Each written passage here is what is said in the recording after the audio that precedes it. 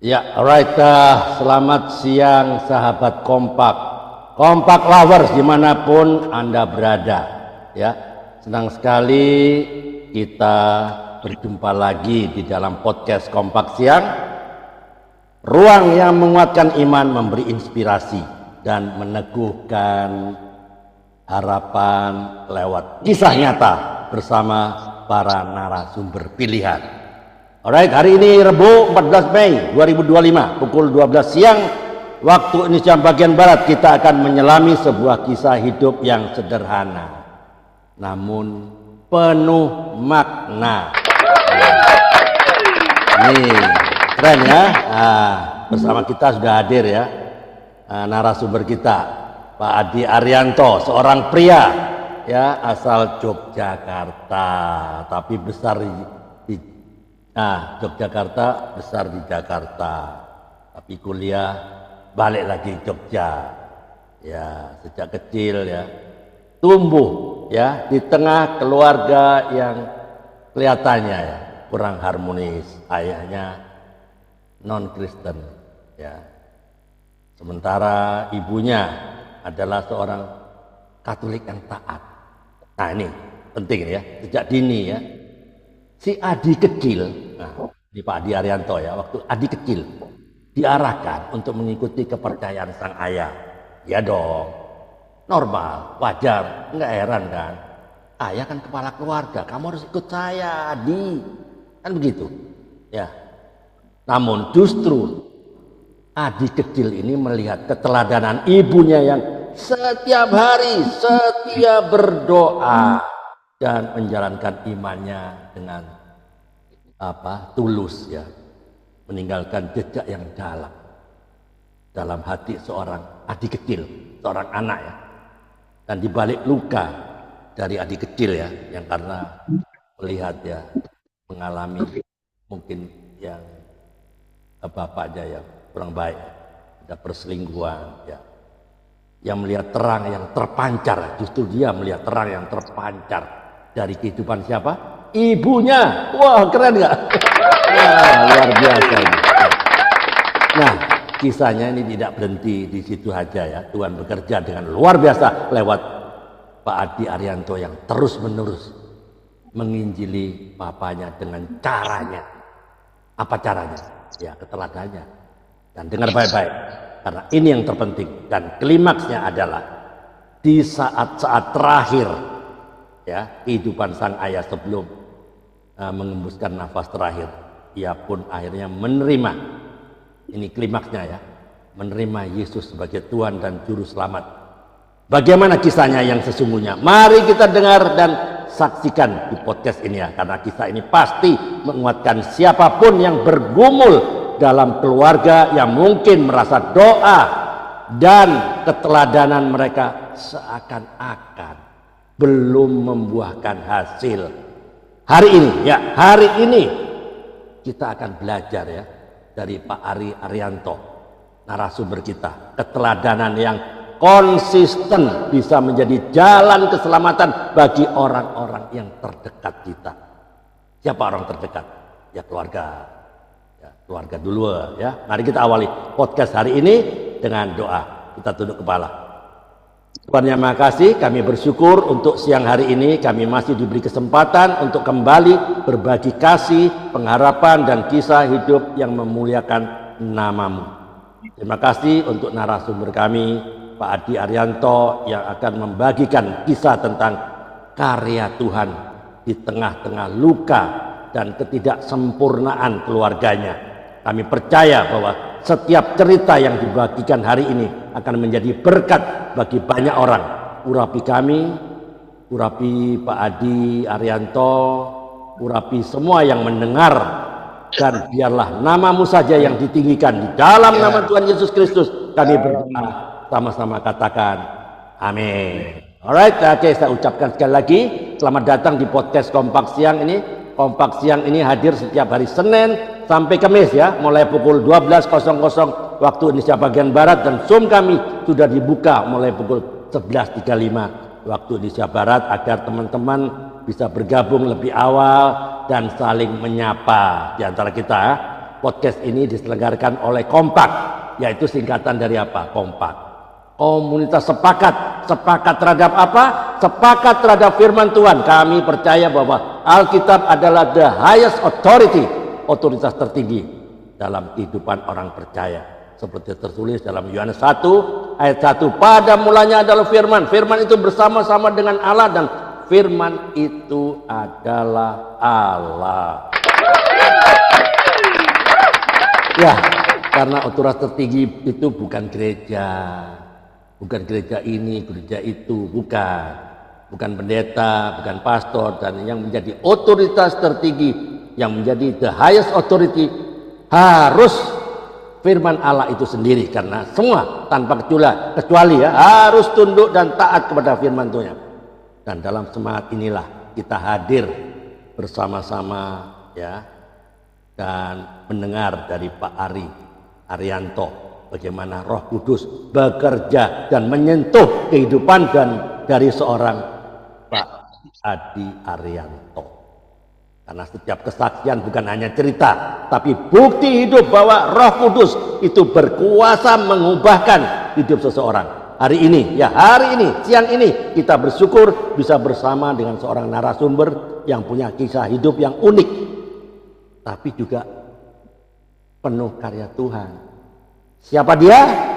Dia adalah orangnya ada di sini, Pak Adi Arianto, seorang bagaimana orang yang besar di Jakarta, bagaimana dia akan bercerita masa kecilnya yang kurang enak ya, dialami, di mana dia mengalami padang gurun loh. Ya, ada di padang gurun ya. Apa itu padang gurun? Masuk dalam prosesnya Tuhan, dan sekaligus itulah training centernya Tuhan yang membentuk adik kecil bisa seperti sekarang ini. Nah, ini dia ya.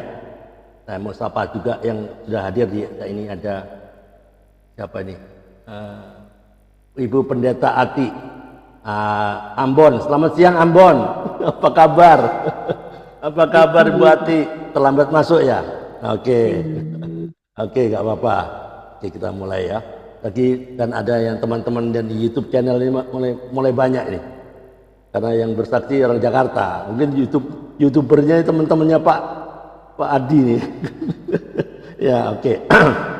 Ya, bagi teman-teman yang rindu untuk membagikan kesaksiannya mengalami Kristus secara pribadi, silakan hubungi saya Andre di nomor 085133737622 ya. 085133737622. Ya, nanti saya bisa jadwalkan untuk masuk di podcast Kompak siang ini, masuk YouTube, dan semuanya untuk kemuliaan nama Tuhan. Alright, again saya mau sampaikan selamat siang Pak Adi, sudah nunggu lama ini. Saya berikan layar utama ke Pak Adi, masuk layar utama. Alright, sudah masuk ya. Oke, selamat siang Pak Adi, apa kabar? Welcome to the room of revival. Selamat datang di ruang kebangkitan. Apa kabar Pak Adi? Shalom, selamat siang semuanya. Luar biasa. Pak Andre. Ini bintang film ini. Ini tongkrongannya bintang film ini. Orang pada bertanya di podcast apa di YouTube ini. Ini ada bintang film sopo ini. Saya orang biasa-biasa aja, Pak. Tongkrongannya bintang film ini loh, yang mau kejar tayang nih. Oke, teman-teman siap-siap untuk mengalami Kristus secara pribadi. Mari kita mulai ya. Oke, Pak Adi, bisa ceritakan secara singkat ya, dimulai dari dulu lah, dari keluarga besar Pak Adi, ya orang tua, ya saudara kandung jika ada ya. Teman-teman silakan simak kisahnya yang penuh inspirasi. The time is start now, the floor is yours. Make it simple, make it meaningful. Time now, silakan.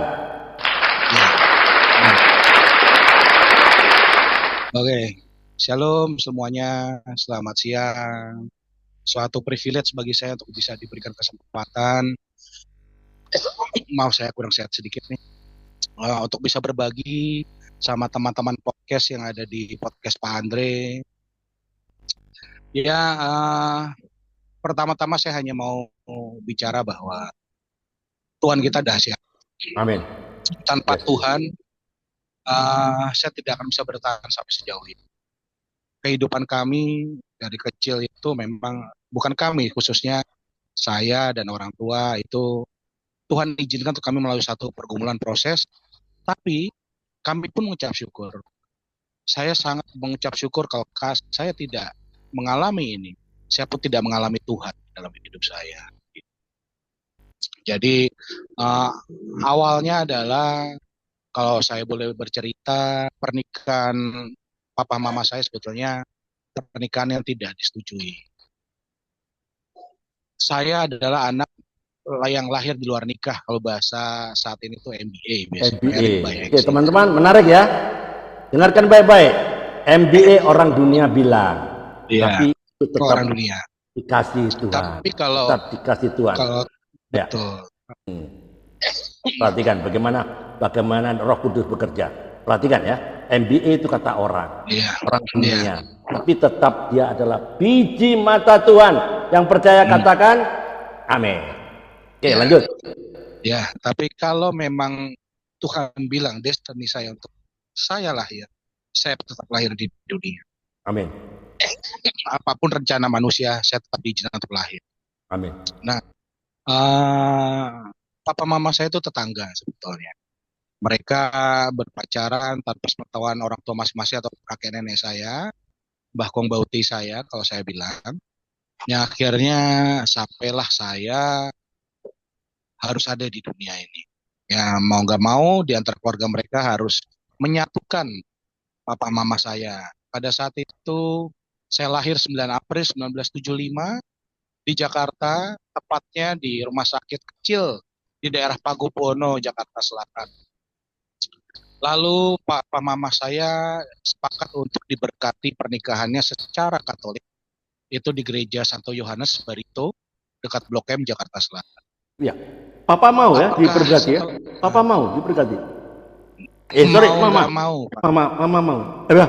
Papa sama Mama setuju ya diberkati? Kalau kan Mama kan beda. Mama memang, iya.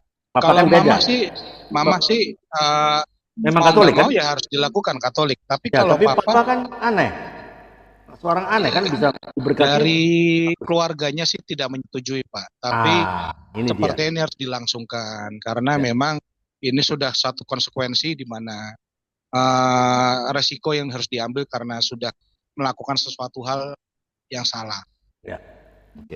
Jadi ada tantangan dong dari keluarga besar, dari keluarga besar Papa kan? Iya, kalau keluarga Papa sepertinya nggak ada yang datang, Pak, pada saat itu ya. Terus akhirnya mereka menikah, mereka tinggal di satu rumah di daerah Cipete, Gang Asem, sampai usia saya 1 tahun. Ketika saya lahir pun, pas saya lahir pun, saya pun tidak ditebus sama orang tua saya karena mama saya pergi dari rumah sakit karena ketakutannya, karena tidak bisa membayar biaya rumah sakit. Papa saya tidak nebus mama saya. Akhirnya saya diambil sama eyang kakung saya dari mama saya. Disitulah sebetulnya saya dirawat oleh banyak orang tua. Yang saya syukuri, saya punya banyak orang tua. Tante-tante saya, karena mama saya anak paling besar. Jadi saya diopeni sama dirawat sama mbah saya, Mbak Kakung ya, sama tante saya, sama Mbak Kakung. Jadi ya gitu. Nah, walaupun akhirnya mereka hidup bersatu dan saya kembali berkumpul, tapi sepertinya kehidupan mereka tuh on off dalam arti kadang Papa pergi minggat bahasanya, kadang pulang gitu. Nah, mama saya itu selalu ini yang saya banyak belajar dari mama saya, keikhlasan untuk kita bisa mencintai. Sini saya belajar banyak sebetulnya. Mama tidak pernah cerita apa yang dideritanya, mama tidak pernah cerita sama saudara-saudaranya apa yang dialaminya. Seperti dia tuh istilahnya mengambil konsekuensi dari keputusan hidup yang dia ambil untuk memilih papa saya. Nah, papa saya nggak ada pun, kalau ditanya sama tante saya, kalau pakai bahasa Jawa ya Pak, nyun sewu, apa di enek rane ngomah, enek lagi nyambut gawe, jadi lagi kerja gitu. Padahal papa saya juga nggak pulang gitu. Nah, Singkat cerita, saya sudah mulai SD. Papa saya pulang, papa saya sudah selalu mendidik saya untuk saya dididik di dalam agamanya, yaitu Ya, agama dari Bani Kedar pada ya. saat itu. Oke. Saya belajar ngaji, saya belajar baca Al-Quran. Setiap habis sholat maghrib saya kursuskan baca Al-Quran Iqra ya, Ikro. bersama teman-teman tetangga. Pada saat itu saya tinggal di papa saya, mama saya ngambil satu rumah sewa di kontrakan daerah Jakarta Selatan, dan tetangganya yang punya tuh namanya Pak Muhammad.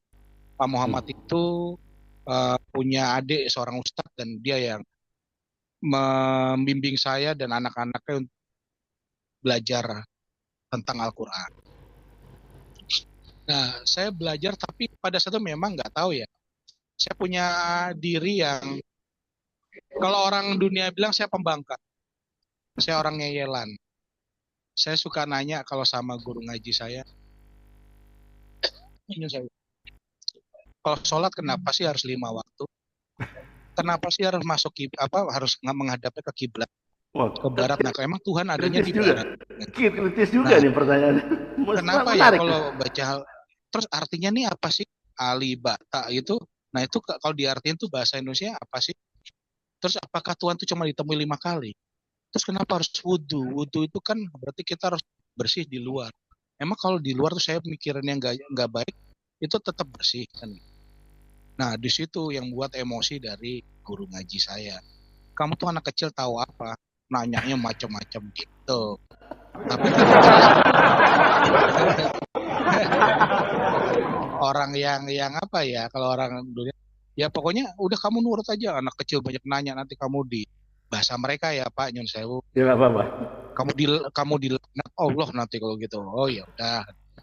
Nah, setiap saya pulang ngaji, saya pulang ke rumah, saya melihat mama saya, rutinitasnya kalau orang maghrib atau sekitar jam 7 berdoa dengan cara Katolik ya. Gitu. Nah, apa? Ya, saya melihat kok mama bisa khusyuk seperti itu ya. Dan selalu papa tidak selalu hadir di situ. Sampai suatu saat sekitar kelas 5 SD, waktu itu bilangnya, katanya mama selalu cerita bohong sama saya tentang keadaan papa, yang papa tuh nggak pernah ada di rumah.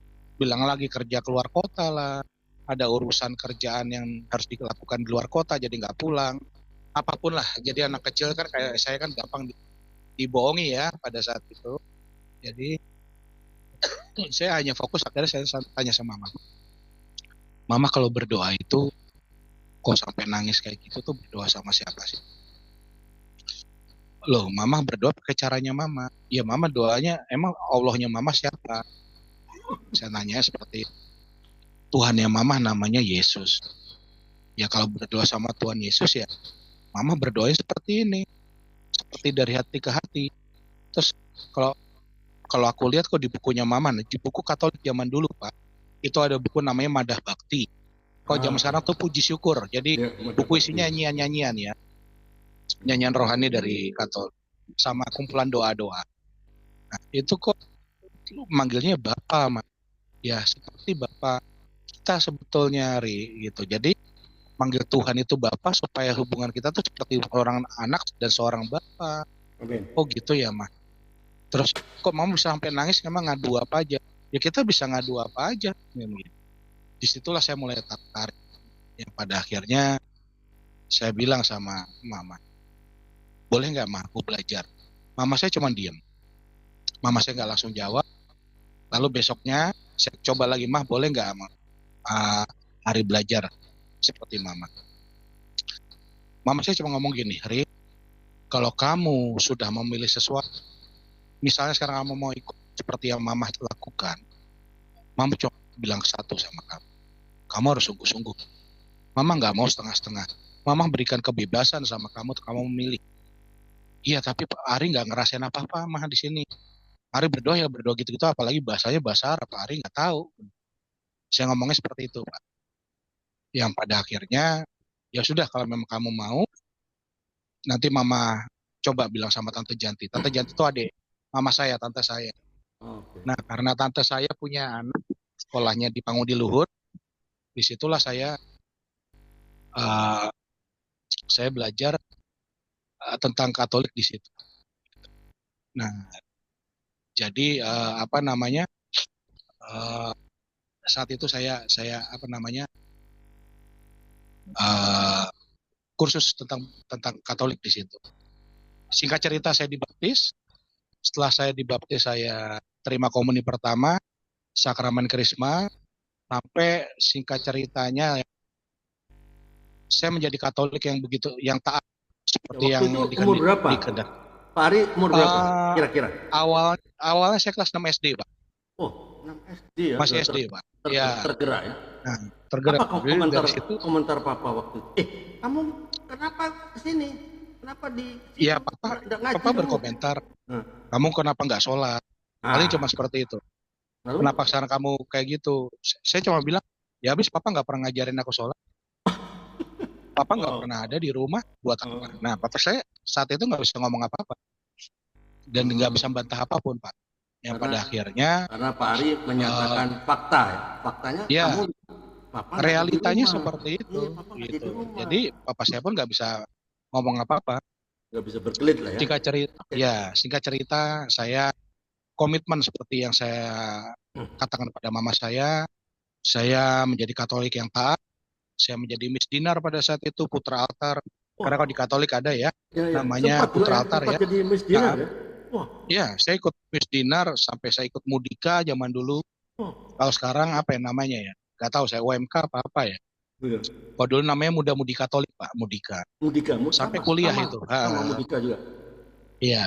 Jadi dalam perayaan Katolik itu kan di 3 hari besar Prapaskah, dari Prapaskah sampai Paskah. Itu ada Minggu Palem, Kamis Putih, Jumat Agung, sama itu pasti saya ikut perayaan itu. Dan saya juga ngajar mereka yang masih junior lah, untuk menjadi misdinar yang baik. Singkat cerita, sampai SMA lulus, saya hijrah ke Jogja. Karena kehidupan saya pada saat itu sebetulnya karena mama saya secara ekonomi masih struggling, saya difasilitasi oleh tante saya. Untuk saya tuh sekolah sebetulnya. Dari kecil sampai SMA tuh semua biaya dari tante saya.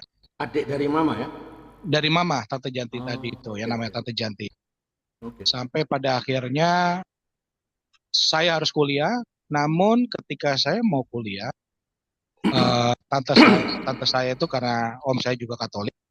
Zaman dulu Pak Nyun Sewu, kalau kerja di dalam instansi kementerian, departemen ya, om saya ada di departemen keuangan dulu. Kalau mau naik jabatan tapi karena non Muslim itu sedikit dihambat. Iya, salah. Itu realita, Pak. Betul. Ya, itu realita. Jadi om saya ketika mau naik eselonnya, dia sudah mau diangkat jadi dirjen, dihambat dan dimutasi ke daerah yang zaman dulu bilang daerah kering. Pada saat itu om saya dimutasi ke Pekanbaru. Dan waktu itu akhirnya karena om saya juga banyak nopang orang, bantu support orang, soalnya saudara-saudara saya yang lain. Tante saya cuma ngomong, Ri, kamu nggak usah kuliah dulu ya, kamu ke Jogja tapi kamu kursus-kursus aja. Akhirnya saya ke Jogja. Sebentar, nah mama sudah pindah Jogja. Sebentar Pak Ari, belum terlalu jauh, nanti teman-teman nggak bisa ngikutin. Ya, ini ada Ibu Sri, ada Pak Edi Budianto, ada Mama Ita. Ya, selamat siang Ibu Sri, Pak Edi Budianto Serpong, Mama Ita di Depok. Shalom. Ya, Shalom Pak. Shalom. Nah, ya terlambat ngikutin ya. Kita mulai jam 12 Pak ya. Senin sampai Kamis jam 12 kita tepat, nggak ada jalan, nggak ada tunggu-tunggu, nggak ada. Jadi ya konsekuensinya nggak tahu ceritanya, jadi nggak apa-apa. Oke, Pak Ari, sebelum itu saya bertanya dalam hati ini, selama ini loh, ini Pak Ari dibiayai oleh saudara dari ibu kan, sekolah lah, mungkin biaya hidup lah, ditopang semua. Bahkan di sekolah kuliah di Jogja lah. Apa komentar dari Papa? Papa kan harusnya ini keluarga Pak, keluarga saya loh. Kenapa orang lain ikut campur bersekolahin ke Atma Jaya sekolah Katolik ini itu, apa komentarnya waktu itu? Coba silakan. Nah, jadi gini Pak, karena Papa saya seperti yang saya utarakan tadi, bapak saya tuh sering kabur-kaburan. Oh, enggak di rumah. Ya, oke. Jadi kan saya harus struggling sama mama saya. Iya. Waktu itu saya tinggal di daerah Margaguna, Jakarta Selatan, Radio Dalam. Kalau tadi bapak tadi yang di Serpong pasti tahu Radio Dalam. Oh, Saya ini posisi Pak Edi rumah saya Budianto dulu, nih. Selamat siang Pak Edi ya, Budianto. Serpang. Tahu dia. ya, Oke. Margaguna tuh di belakang Pondok Indah Mall, Pak. Bos. Dulu sebelum digusur rumah saya jadi PIM itu rumah saya di Oke. situ. Nah, saya harus struggling sama mama saya. Setiap pagi mama saya itu ketika saya sekolah, sebelum sekolah mama saya bikin kue. Kalau zaman dulu namanya bolu sakura, Pak. Kue bolu sakura itu jam 3 pagi bangun, nyatakin kue. Saya bawa ke sekolah-sekolah saya di YPK di daerah Panglima Polim. Dekat dari rumah saya sebetulnya. Saya sekolah di Bajai. Oke.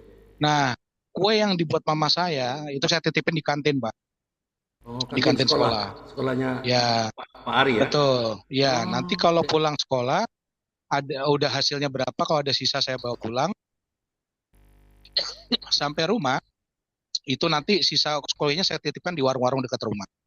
Tapi puji Tuhan dari situ tuh berkembang, Mbak. Berkembang ya, akhirnya saya bilang sama mama saya, mama masakannya enak, kenapa mama nggak bikin catering dan gitu. Nah, zaman dulu nggak ada istilah catering, Pak, tapi rantangan. iya betul. Dulu Betul. rantangnya loreng-loreng itu lupa. Itu ya. Saya tahu, saya tahu. Oke. Saya alami itu. Oke. Ketika saya berangkat sekolah, mama saya naik sepeda ke daerah Blok A, Cipete. Di situ banyak perkantoran, Pak. Dulu ada pasar Blok A, sekarang jadi MRT ya atas itu. Ya, stasiun Itu MRT, stasiun MRT ya, kan? Oke. betul. Di depan stasiun itu, di depan pasar Blok A itu ada ruko-ruko lama, Pak. Nah, di situ banyak perkantoran. Mama saya nawarkan ke perkantoran itu.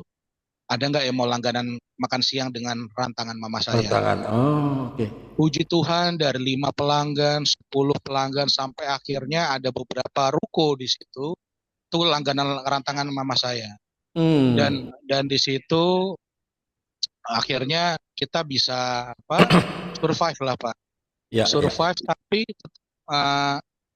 mama saya itu begitu cintanya sama papa saya. Jadi setiap usaha itu walaupun lumayan cukup bisa menghidupi kami dan sudah ada 1 pegawai atau 2 pegawai, mama saya sering pergi dari rumah untuk nyari papa saya. Begitu cintanya sampai pengorbanannya pun saya pun ditinggalkan. Ini yang membuat akhirnya saya tuh diadopsi sama tante saya. Bukan karena biaya sebetulnya, tapi karena sebentar Pak Ari. Ya, perhatikan teman-teman ya, perhatikan bagaimana kehidupan Ari kecil ya. Dengan tidak mudah ya, kehidupan tidak mudah loh. Dan orang lain pasti I don't think so you can handle ya. Ini pasti ada kekuatan yang dari Roh Kudus. Bagaimana Ari kecil harus bawa kue, titipin kantin. Pasti dong ada perasaan gimana dari Ari kecil ya terhadap teman-temannya ya. Sementara keluarga Pak Ari dengan ibunya harus menghidupi dengan ya cari pemasukan dengan jualan kue, naik sepeda lagi kan. Nah, belum lagi kalau hujan, ya enggak? Bagaimana ceritanya? Inilah Tuhan yang sedang memproses. Pasti akan dimurnikan. Itu istrinya bagaimana ibunya Ari ini bisa masih mencari suaminya yang hilang. Ya, anggap aja seperti yang di firman Tuhan di Lukas, anak bungsu yang hilang, ya enggak? Tetap dicari. Anak bungsu itu tetap dicari. Nah, inilah ada sesuatu yang Tuhan berbicara lewat kehidupan Pak Ari. Oke, Pak Ari. Lanjut. Oke. Ya, ya itu seperti itu kisahnya. Jadi saya diadopsi sama tante saya itu gunanya untuk supaya Ari itu saya ada yang memperhatikan gitu loh, Pak.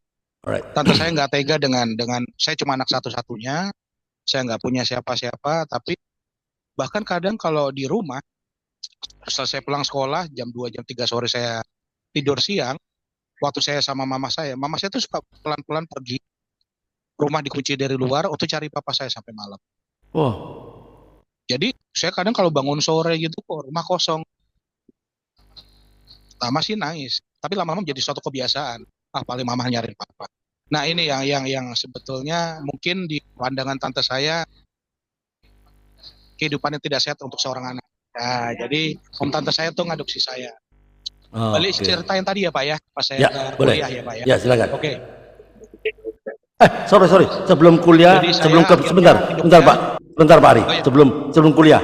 Mungkin ada teman-teman ya, akan bertanya, waktu Papa kembali, apakah si Ari kecil ini nggak bertanya, Pak kemana aja? Apakah nggak ada pertanyaan gitu dari Ari kecil ini? Waktu itu, pasti teman-teman akan di dalam benaknya pasti berpikir, mamanya sampai cari ke sana ke sini, kunci pintu lah apa, Ari kecil lagi tidur. Bagaimana? Apa Pak Ari nggak pernah nanya waktu dia kembali? Silakan. mama saya tidak pernah terus terang papa kemana. Papa bilang pergi kemana, mama saya tidak pernah terus terang. Selalu Oh, menutupi bahwa papa saya kerja. Tapi ketika pas saya pulang pun, seorang anak pasti rindu kepada bapaknya. amin. Bahkan untuk ngambil rapot pun, saya selalu tunggu, saya minta papa saya yang ngambil. Yes. Dan selalu begitu. Selalu yang lain sudah diambil, saya sampai kadang kan penutupan untuk ngambil rapot jam 11 siang, jam 12 siang waktu SD. Papa saya tuh baru datang jam 2. Sorry Ya. Ri, papa tadi ke sana sini. Kecewa? Ya.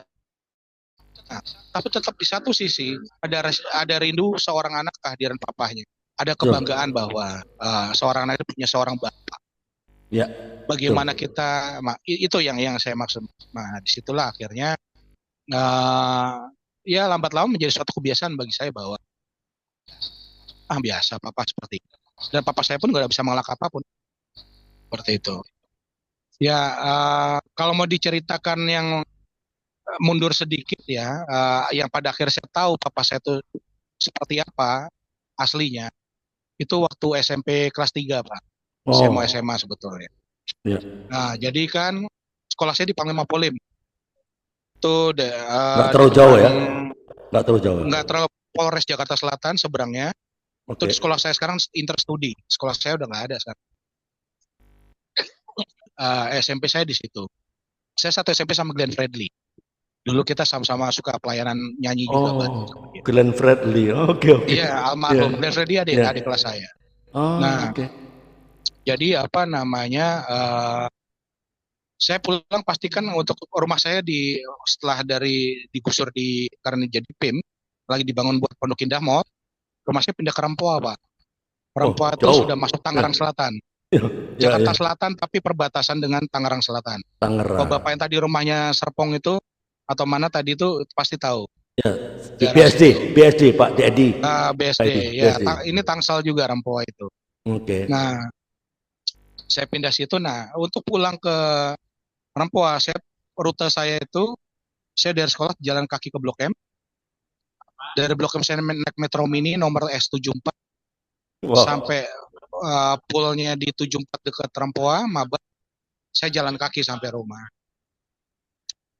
Setiap perjalanan pulang ke Blok M, dulu ada namanya Pasaraya, Pak. Sekarang masih ada Pasaraya. Sarinah Jaya Pasaraya. Saya pulang ke Blok M itu sama teman-teman, saya nggak langsung ke terminal. Saya jalan-jalan dulu. Pada saat Ini, itu ini Pak Ari perlu minum kelihatannya. Ada ya minum dikit. ada Pak. Ada sebentar. Oke, minum dulu. Minum dulu. Tenang aja. Saya agak kurang enak badan sebenarnya. Nyun sewu buat semuanya. Oke, Maaf ya. oke. Enggak apa-apa. Ya. It's okay. Nah, akhirnya Tuhan izinkan untuk saya melihat papa saya dengan seorang wanita. Oh, Papa saya sedang jalan-jalan dengan seorang perempuan lagi beli kosmetik di Pasaraya pada saat. Zaman dulu belum ada mall, Pak. PIM itu mall pertama di Indonesia, itu juga belum jadi, adanya Pasaraya pada saat. Yang terkenal di selatan. Sama Aldiron dulu zaman dulu. Nah, di Pasaraya lagi belanja, sebagai seorang anak melihat itu kan gimana ya? iya lah. Iya. Shock, Iya, shock lah. Terus terkejut, sapa nggak? marah. Disapa nggak? Nah, pada saat itu saya ngomong sama teman saya. Terus terang teman-teman saya anak yang nakal remaja ya pada saat itu, mereka merokok semua. Saya nggak ngerokok. Oke. Saya bilang sama teman saya, gue minta rokok lu dong. Buat apa? Udahlah lunar tuh sama gue minta rokok. Saya minta satu batang, saya deketin papa saya colik papa saya dari belakang. Om, minta apinya dong om. Papa saya kagetnya minta ampun. Oh, dan tapi pura-pura nggak kenal saya juga, gitu. Kan karena gengsi sama istrinya, perempuan ya. yang perempuan Sama ya. perempuan ya. Oke. Nah, siapa yang ngomongnya gitu kan? Oh nggak tahu siapa. Ya, makasih ya om. Itu hanya sebagai cywar. Ya, perang dingin lah ya, perang dingin. Ya. Perang dingin. Oke. Apakah setelah itu saya kasih tahu ke mama saya? Tidak. Saya Oh, keep cerita itu karena saya tahu penderitaan mama saya. ya Akhirnya saya berpikir jagalah. ketika Jangan, saya perjalanan jaga. pulang, di situ saya baru paham kenapa mama saya sering menangis. Di dalam doa mama saya ternyata, oh ini yang selama ini mama rahasia. Tapi saya juga tidak konfirmasi ke mama saya. Saya juga tidak cross check. Saya biarkan. Lalu tibalah hari Minggu, Pak. Hari Minggu pas papa saya ada di rumah. Papa saya ada di rumah, mama saya masak. Pada saat itu TV kan cuma ada TVRI ya. Ya, tuh. Film di siang itu waktu itu Highway to Heaven, Michael London kalau Bapak Oh iya. zamannya film Minggu siang tuh ya. Iya, Minggu siang. Betul. Stairway to Heaven. Michael London ya. Michael London. Kita nonton bareng, papa saya makan es krim yang Campina, es krim yang 1 liter tuh. Saya duduk di seberang-seberangan sama papa saya bilang sama papa saya. Menarik tuh. Jarang pulang, ternyata bilangnya kerja, taunya jalan-jalan sama orang lain. Anaknya sama istrinya susah payah untuk hidup, dianya senang-senang. Wah. Papa saya masih diam aja tuh sambil makan es krim. Mama dengar tuh? Mama dengar? Mama nggak ada, mama masak dia. Masak? Oh lagi masak, oke. Saya sengaja. Empat mata lah ya? Oke. Iya, betul. Oke, very good. Wah, cerdas juga nih Ari kecil ini. Setelah itu, terus saya pancing emosi papa saya. Sampai suatu saat di satu omongan saya yang klimaks, wah benar-benar nggak pengertian. Anak sama istri di rumah susah, dianya senang-senang. Papa saya emosi, saya dilempar pakai es krim 1 liter itu. Wah. Kena kepala saya, es krimnya tumpah. Saya beresin Pak. Saya nggak marah, saya nggak nangis. Sudah lewat rasa pedih saya. Saya kalau nangis saya biasa pas perjalanan pulang ke Blok M Pak. Saya teriak sendiri pada saat itu. Jadi bersihin tumpahannya es krim, bersihin aja sendiri, tenang-tenang aja. Saya sambil bersihin. Mama nggak tahu dia waktu dilempar es krim nggak tahu. Nggak tahu Pak. Oke, wow, ini luar biasa ini. Oke. Lalu saya lihat ke papa saya lagi. Saya cuma bilang marah. Saya ngenyek Pak. Oke. Ternyata mama saya datang. Lalu seolah-olah tidak terjadi apa-apa. Wah. Nah, ya udah nih cerita. Setelah itu papa saya menghilang Pak. Menghilang lagi ya? Nggak pulang beberapa bulan pada saat. Ya. Ya, singkat cerita, begitulah kesehariannya. Dalam arti keseringan yang dilakukan papa saya. On off Pak. Hilang ada. Tapi saya jadi akhirnya tahu alasannya. Kembali ke cerita ke depan tadi, saya kuliah tadi, saya ke Jogja. Sampai Jogja, saya tidak langsung kuliah, saya kursus. Karena kursus itu saya ketemu beberapa teman yang akhirnya kami bikin satu usaha sebelum saya kuliah. Advertising, Pak. Saya belajar sama guru di sana, guru advertising. Dan kebetulan, puji Tuhan, Tuhan izinkan advertising saya maju di sana. 2 tahun sebelum saya kuliah, saya lulus 93. Saya punya perusahaan yang cukup besar bersama teman-teman saya. Yang akhirnya tahun 95 saya masuk kuliah dengan biaya saya sendiri. Wah, keren. Karena saya sudah bisa membiayai diri saya sendiri. Ya, ini cara Tuhan ya. Perhatikan teman-teman ya, bagaimana Ari kecil dididik dengan yang tidak masuk akal ya. Untuk kita nggak bisa ya, tapi dia bisa menerima sampai mempergoki bapaknya. Ternyata Ari kecil tahu kepada siapa mamanya itu berdoa dengan tekun dan taat. Doa yang dipanjatkan oleh orang benar pasti tidak akan pernah sia-sia. Itu ada firmannya kan. Nah, luar biasa itu. Mamanya terus berdoa, karena doa sanggup mengubah dunia. Amin. Ya, di sini Bang. Luar biasa. Sementara itu Ari kecil terus dididik, diproses bagaimana dengan susah payah dia bisa bikin usaha, dan ternyata puji Tuhan, Tuhan bekerja lewat usaha Ari kecil ini dengan teman-teman dan bisa berlangsung besar. Oke, setelah itu Pak Ari kuliah dan kembali ke Jakarta ya, kerja. Belum Pak. Belum. Jadi kan saya masih Katolik tuh. Kan ceritanya kan itu ya. Nah, Tuhan izinkan juga ketika saya mulai kuliah, karena fokus saya jadinya bercabang, usaha saya sempat kolaps Pak. Kolaps karena saya titik sama teman di mana itu tidak bisa manage dengan baik. Dan beberapa uang perusahaan dari salah satu kontrak agensi dengan salah satu hotel di Jogja itu dibawa kabur uangnya sama dia. Waduh, detail. Padahal oleh sahabat sendiri ya, sahabat kan? Lalu drop usaha saya. Ya, sama teman sendiri. Lalu jatuh, lalu saya kembali curhat sama guru advertising saya. Yang saya kenal guru advertising saya pertama dulu, saya ke Jogja tahun 93. Itu adalah seorang Muslim taat, orang Pekanbaru. Istrinya namanya Mbak Noni, asli Bandung, punya pondokan. Yang akhirnya saya curhat sama dia, Bang, namanya Bang Adi. Bang Adi, gue kolaps nih, gini. Sampai akhirnya gue harus drop gini. Dia cuma bilang gini, Ri, kalau lo mau maju, jangan hanya terhambat hanya karena masalah uang. Iya, keren. Biarkan karya Tuhan yang hadir di sini. Nah, saya agak tertegun. Padahal dia bukan setelah saya ketemu kembali tahun 99. Bukan ya? Perjumpaan pertama saya, dia seorang Muslim taat. Tapi bicara gitu ya? Ya. Lalu 6 tahun kemudian saya ketemu lagi. Dia bicara seperti itu. Saya agak tertegun, kok ngomongnya Tuhan. Iya. Lalu dia bilang, oh ya Ri, kita udah lama nggak ketemu kan. Sorry, gue mau tanya lu, agama lu apa? Dia tanya seperti itu. Oh, gue Katolik Bang. Lu kenapa Bang? Lu Katolik. Oh, puji Tuhan. Bingung lagi saya. Dia ngomong puji Tuhan kan. Iya. Sorry Ri, kita udah lama nggak ketemu, kata dia gitu. Yang dulu lu kenal gue memang gue Islam. Tapi sekarang gue murid Yesus. Puji Tuhan. How come? Saya bilang. Iya. Kok bisa Bang?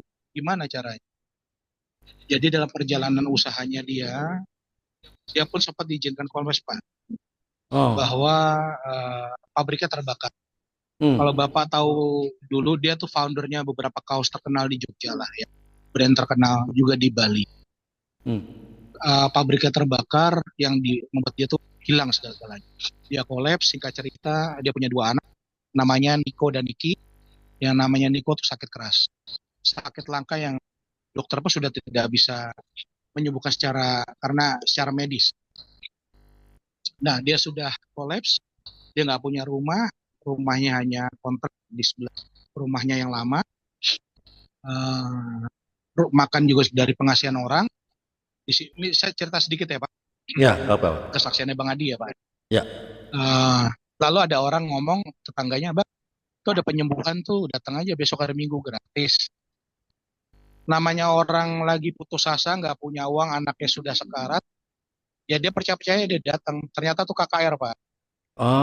Oke. KKR di Jogja ya? Di Jogja ya? Di Jogja. Ya. Nah, KKR itu ada altar call. Iya. Altar call dia bawa anaknya si Niko itu ke depan. Bisa nggak nyembuhin anak saya? Lalu hamba Tuhan yang ngomong, saya nggak bisa nyembuhin. Tuhan Yesus yang bisa sembuhkan. Amin. Percaya nggak Tuhan Yesus bisa sembuhkan? Namanya orang putus asa, nggak punya uang anaknya sekarang, yang ngomong percaya-percaya saja. Wow. Inilah pelajaran terbaik. Jadi istilahnya itu yang Tuhan mau, tanpa Ya, berpikir kita hanya percaya seperti itu. percaya Gelondongan lah saja. istilah. Iya, Percaya saja. Kan gitu. iya. Tumpangkan tangan, lalu diterimakan Yesus, tumpangkan tangan, lalu hamba Tuhan coba bilang, udah bawa pulang, anakmu sudah sembuh. Oh, Dibawa pulang, sampai rumah, Niko tidur, Bang Adi sama Mbak Noni cuma mikir, kita memang bawa anak kita ke doa ya, cuman kok ya kita belum tahu sembuh apa tidak. Tapi kok seperti ada gunung di dada kita yang hilang. Iya, kenapa ya? Apa ya katanya? Mereka saling bertanya, suami oke. istri ini. Nggak berapa lama, Pak. Niko itu bangun dari tidurnya. Terus ngomong ke Bang Adi, Pak, lapar. Wah, kaget Bang Adi. Karena sudah lama Niko tuh badannya sudah kurus kering karena susah makannya. Iya. Niko bilang lapar, minta makan, dibikinkan nasi sama telur ceplok. Iya. Pak, nambah. Minta tambah lagi sampai nggak ada nasi lagi. Dibikinkan mie instan. Ya akhirnya, oh yakin ini udah sembuh nih. Dan benar itu sembuh. Amin. Mulai saat itulah dia cari tahu hamba Tuhan ini, dia belajar, dan ternyata hamba Tuhan ini pun tadinya berasal dari Kedah. Dan disitulah akhirnya dia terima Yesus, dan dia akhirnya menginjili juga saat ini, Bang Adi. Disitulah dia menginjili saya, Pak. Itu. Ya. Oh. Disitulah saya terima Yesus pertama kali. Ya. Nah, kuncinya adalah satu, ketika kita terus berdoa, kita minta cari tahu kebenaran sejati itu, Tuhan pasti cari kita. Karena firman kan juga ada bilang, bukan kamu yang pilih aku yang pilih kamu. Iya, Yohanes 15. Berarti ketika saya masih kecil, itu udah destininya Tuhan untuk saya tuh dipilih menjadi anak Tuhan. Amin. Dan menjadi hambanya. Ya itu yang saya alami sampai saat ini. Singkat ceritanya begitu, Pak. Oke. Seperti itu. Menarik. Ini sebenarnya masih panjang tapi nanti kepanjang. Gak apa-apa. Saya break dulu ya. Ada Ibu Ria, orang dari Italia baru masuk. Waduh, apa kabar Italia? Baru masuk ya. Baik Pak Andre. Pak Andre, malah saya rugi kalau mau bertanya. Saya mau dengar kelanjutannya. Belum. Nanti ada lanjut. Film. Ya. Di film. Seperti di film. Ini memang bintang film ini. Bintang film dari Jakarta Selatan. Ya, lagi bersyukur lah saya ketemu sama Pak Ari ini. Nah, singkat cerita itu yang disampaikan. Ya, sehingga gurunya Pak Ari ya di Jogja itu bisa terima Tuhan Yesus gara-gara anaknya bisa disembuhkan. Ya enggak? Nah, sehingga suami istri bisa mengikut Kristus. Nah, waktu itu poin apa yang Pak Ari dapatkan waktu ada mujizat kesembuhan? Apakah ya sekedar sembuh lah atau bagaimana? Silakan. Oke. Saya mendapatkan poin begini, Pak. Ketika saya masih menganut Katolik, bukan Katolik itu salah, cuma saya bertumbuh ya. Ya. Cuma kerinduan saya ada. Saya tahu ya saya sembuhnya udah. Tapi ya saya masih ada satu kurang lagi. Apa ya Tuhan? Kalau memang kau tuh hidup dan firman itu hidup dahulu sekarang dan selama-lama. Amin. Berarti apa yang pernah terjadi dahulu bisa terjadi sekarang. Bahkan kau bisa mengatakan di dalam firman-Mu, pergilah, sebarkanlah berita kabar baik itu. Tumpangkan tangan kepada orang sakit, maka orang sakit sembuh. Kan, usirlah setan-setan. Bahkan kau akan menyulahkan lebih daripada yang aku. Nah, itu yang terjadi. Dan pada saat itu, Pak, setelah saya lahir baru, saya dibaptis selam, saya pun ikut pelayanan dari hamba Tuhan itu. Di Jogja ya? Waktu iya, saya masuk ke desa-desa. Betul. Jogja. Oke. Betul. Oke. Disitulah saya banyak melihat mujizat bahwa memang Tuhan itu berkarya luar biasa. Amin. Saya dibawa ke dalam satu keluarga, keluarga itu juga belum kenal Tuhan. Ada anaknya pakai kacamata -12 baru kelas 4 SD. Yang akhirnya terhambat ketika proses belajar mengajar di sekolah. Saya cuma ditugaskan sama hamba Tuhan ini, coba kamu doakan Rio. Saya bingung, pertama kali saya melayani, saya nggak tahu harus berdoa. Oke, siapa namanya? Kalau nggak salah namanya Ivan. Ivan, percaya nggak Tuhan Yesus? Saya cuma bilang gitu. Percaya Om. Padahal dia nggak kenal tuh. Tapi kok dia begitu mudahnya, seperti Tuhan tuh mempermudah segalanya. Amin. Roh Kudus bekerja pada saat itu. Saya hanya bilang, kalau gitu, Ivan ikutin Om ya. Berdoanya ya, saya terimakan Yesus. Saya bimbing dia, minta ampun, lalu saya terimakan Yesus berpun dan selamat dalam hidupnya. Lalu saat itu saya bilang, gak tahu gimana Roh Kudus membimbing saya untuk berdoa, tiba-tiba saya bisa berdoa seperti itu. Tuhan, dengan otoritas yang kau berikan pada diriku, maka aku katakan di dalam nama-Mu, Yesus, kau ambil mata yang baru dari surga. Amin.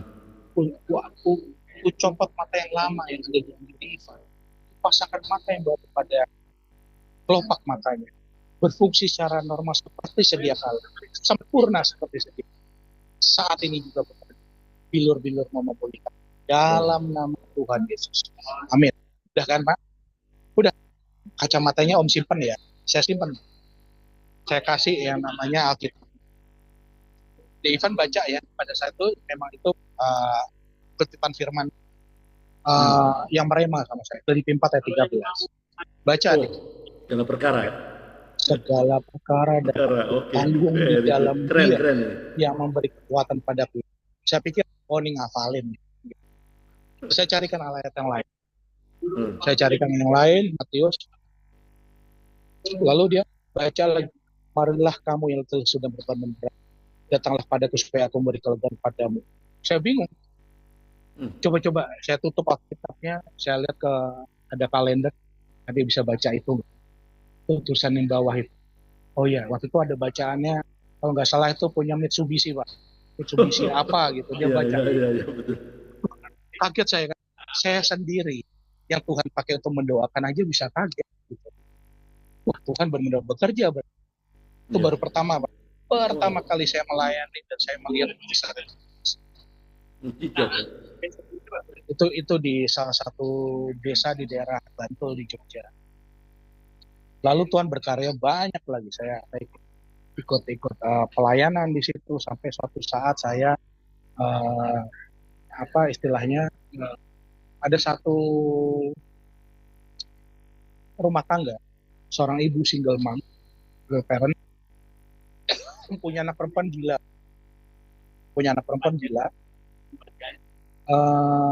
Senangnya kalau di rumah tuh dia nggak pakai baju, tanpa busana, masih SMP. Di situ kita berdoa, saya sama teman-teman sama hamba Tuhan yang Bang Adi yang doain Bang Adi pada saat itu, Pak Paulus namanya. Kita doakan, kita tangki itu anak itu nggak sembuh. Sampai suatu saat saya dapat Amsal 18 ayat 2. Saya bilang sama Pak Paulus saya dapetin. Hidup mati dikuasai oleh lidah. Barang siapa suka mengemakannya dia akan makan buah. Waktu saat itu Roh Kudus berbicara, Bu, Ibu pernah ngomong apa sama anak ini? Ibu itu diam, karena ibu itu mungkin single mom ya, single parents, orang tua tua. Dia nangis Pak. Dia bilang, oh iya, saya baru ingat. Selama ini saya stres, saya selalu hidupin anak saya, menafkahi anak saya. Karena suami saya meninggal, anak saya itu nakal yang luar biasa. Kalau saya marah sama anak saya selalu bilang, Ben, pakai bahasa Jawa ya Pak. Ya. Ben, aku ranut orang manut be mama, gue jadi wong edan. Biar kalau kamu tidak nurut sama mama, jadi orang gitu. Okay. Terus setiap hari kalau anak itu nakal, dia ngomong seperti itu. Dan akhirnya itu anak itu jadi hidup. Akhirnya udah, kita hanya bimbing ibu itu untuk terimakan Yesus. Ini juga orang nggak kenal Yesus. Kita terimakan Yesus, minta ampun, lalu kita bimbing berdoa untuk itu. Kami cabut segala perkataan kepada anak ini yang mengatakan aneh gila dalam nama Yesus, sehingga tidak berkuasa lagi dalam nama Yesus. terus berulang-ulang. Terus 3 hari kemudian anak itu sembuh. Ya. Ini mujizat yang luar biasa, yang saya pun takjub bahwa karya Tuhan itu luar biasa gitu. Gak Amin. cuman seperti omon-omon, gak cuman seperti yang katanya cerita orang, karena saya mengalami sendiri. Amin. Namun proses demi proses dalam kehidupan itu kan tidak seperti itu. Kita bagi rohani pada saat itu. Betul. Ada fase-fase di mana Tuhan izinkan. Di dalam setiap kita melalui proses itu, ada satu yang mungkin ketika kita berdoa tidak langsung terjadi. Itu yang saya alami. Ya.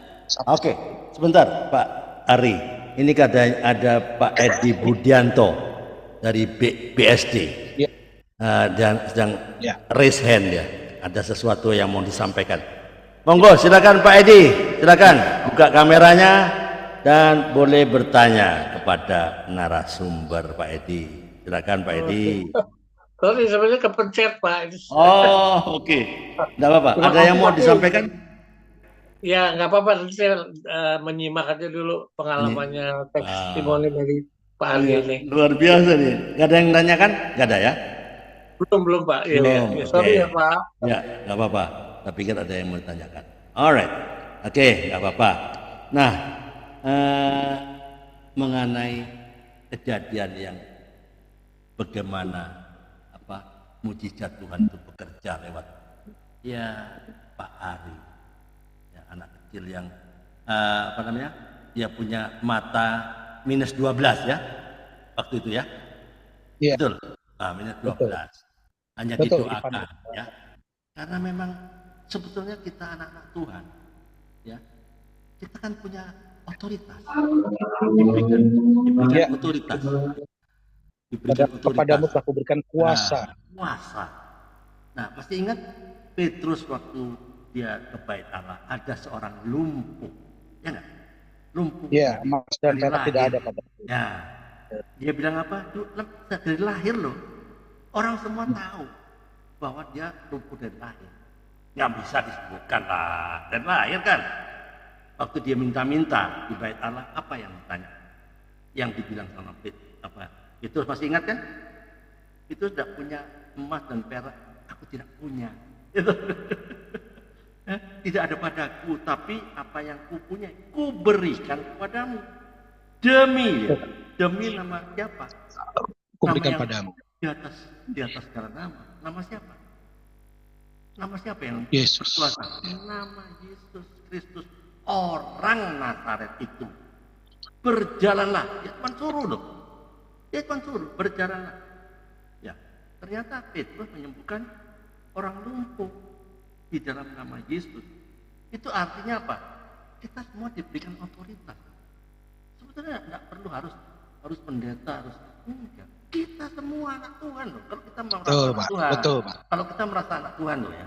Atau kita jangan-jangan cuma sekedar stempelnya Kristen, ya. Stempelnya, saya kan jadi mesdina atau apa, tapi perbuatannya nggak sesuai. Itu cuma sekedar stempel, sekedar ya, tapi nggak mencerminkan anaknya. Nah, kita kan dari gelap menjadi keterangnya yang ajaib. Disinilah Kisah Para Rasul 3 ayat 6 itu yang dilakukan oleh Pak Arianto. Ya nggak? Kisah Para Rasul 3 ayat 6 sebetulnya yang diimani dan pas ini apa yang dialami itu ya. Petrus bisa menyembuhkan orang. Kalau Petrus bisa, kenapa kita tidak? Kenapa Pak Ari tidak? Selama sesuai dengan perbuatan kita dan Pak Ari punya relasi yang intim dengan Tuhan. Kenapa punya relasi? Karena keteladanan dari ibunya yang dia tidak mau dia terus menyembunyikan identitas ayahnya, tidak mau mengecewakan anaknya lah. Bahwa bapaknya itu lari sana lari sini, bukan kerja, tapi ada sesuatu yang lain. Tapi dia tidak mau meracuni, biar dia tanggung sendiri, dia berdoa demi nama Tuhan Yesus. Dia berdoa aja, kekuatan doa yang ternyata endingnya akibatnya akhirnya nantinya bapaknya bisa terima Yesus. Tapi lewat Pak Arianto. Oke, bisa dilanjutkan? mengenai pertobatan ayahnya mungkin, supaya waktunya nggak banyak. Oke, baik. Singkat cerita ya Pak, Ya. Bapak saya sudah memiliki istri lagi, Mm-mm. tinggal di Jogja, punya 3 anak. Saya Apa punya 3 adik tiri. Apa kata kamu ngantor mama waktu itu? Mama saya nggak masalah. Diam-diam Mama aja. saya bahkan, ya pada akhirnya mama saya harus mengikhlaskan. Walaupun secara manusia, mama saya sempat pahit dan sempat menderitakan ke rahim ya. Sampai rahimnya diangkat pada saat itu. Terus sekitar tahun 90 awal. Namun mama saya mengampuni dan mama saya sudah sembuh total. Singkat cerita, papa saya itu ketika setahun yang lalu 2024 Maret saya ke Jogja, saya kunjungi papa saya sambil saya rekonsiliasi sebenarnya udah lama dari tahun 2022. Saya bilang sama papa bahwa sebenarnya banyak cerita ya Pak, cuma singkat-singkat aja ya. Ya. Pak, Ari sama Ira istri saya, Ari sudah ngampunin papa, Ari sudah maafin papa. Oh, keren. Saat itu nggak tahu saya berdoa sama Ira istri saya dalam sebuah doa kami di pagi hari. Tuhan nyuruh saya untuk saya basuh kaki papa. Sebagai tanda bahwa saya benar-benar ikhlas untuk mengampuni papa saya. Amin. Karena itu pesan mama saya sebelum mama saya meninggal. Nanti akan saya ceritakan terakhir mama saya. Lalu semenjak itu, 2024 Maret saya ke Jogja, papa saya ngomong, apa yang kamu katakan benar nak? Papa mau dong. Mulai ada terbersit bahwa Yesus tuh emang seperti apa sih? Mulai tanya-tanya. Nah ternyata di balik itu papa saya tuh sudah ribut besar sama istrinya. Papa saya sudah ditinggalkan sama istrinya. Adik-adik saya juga sudah tidak tinggal sama dia. Papa saya tinggal sebatang kara di Jogja. Mulai saat itu ternyata ketika saya balik ke Jakarta setelah ngunjungin papa saya, karena saya ada kerjaan sedikit waktu itu di Solo, saya mampir ke Jogja. Papa saya langsung drop, Pak.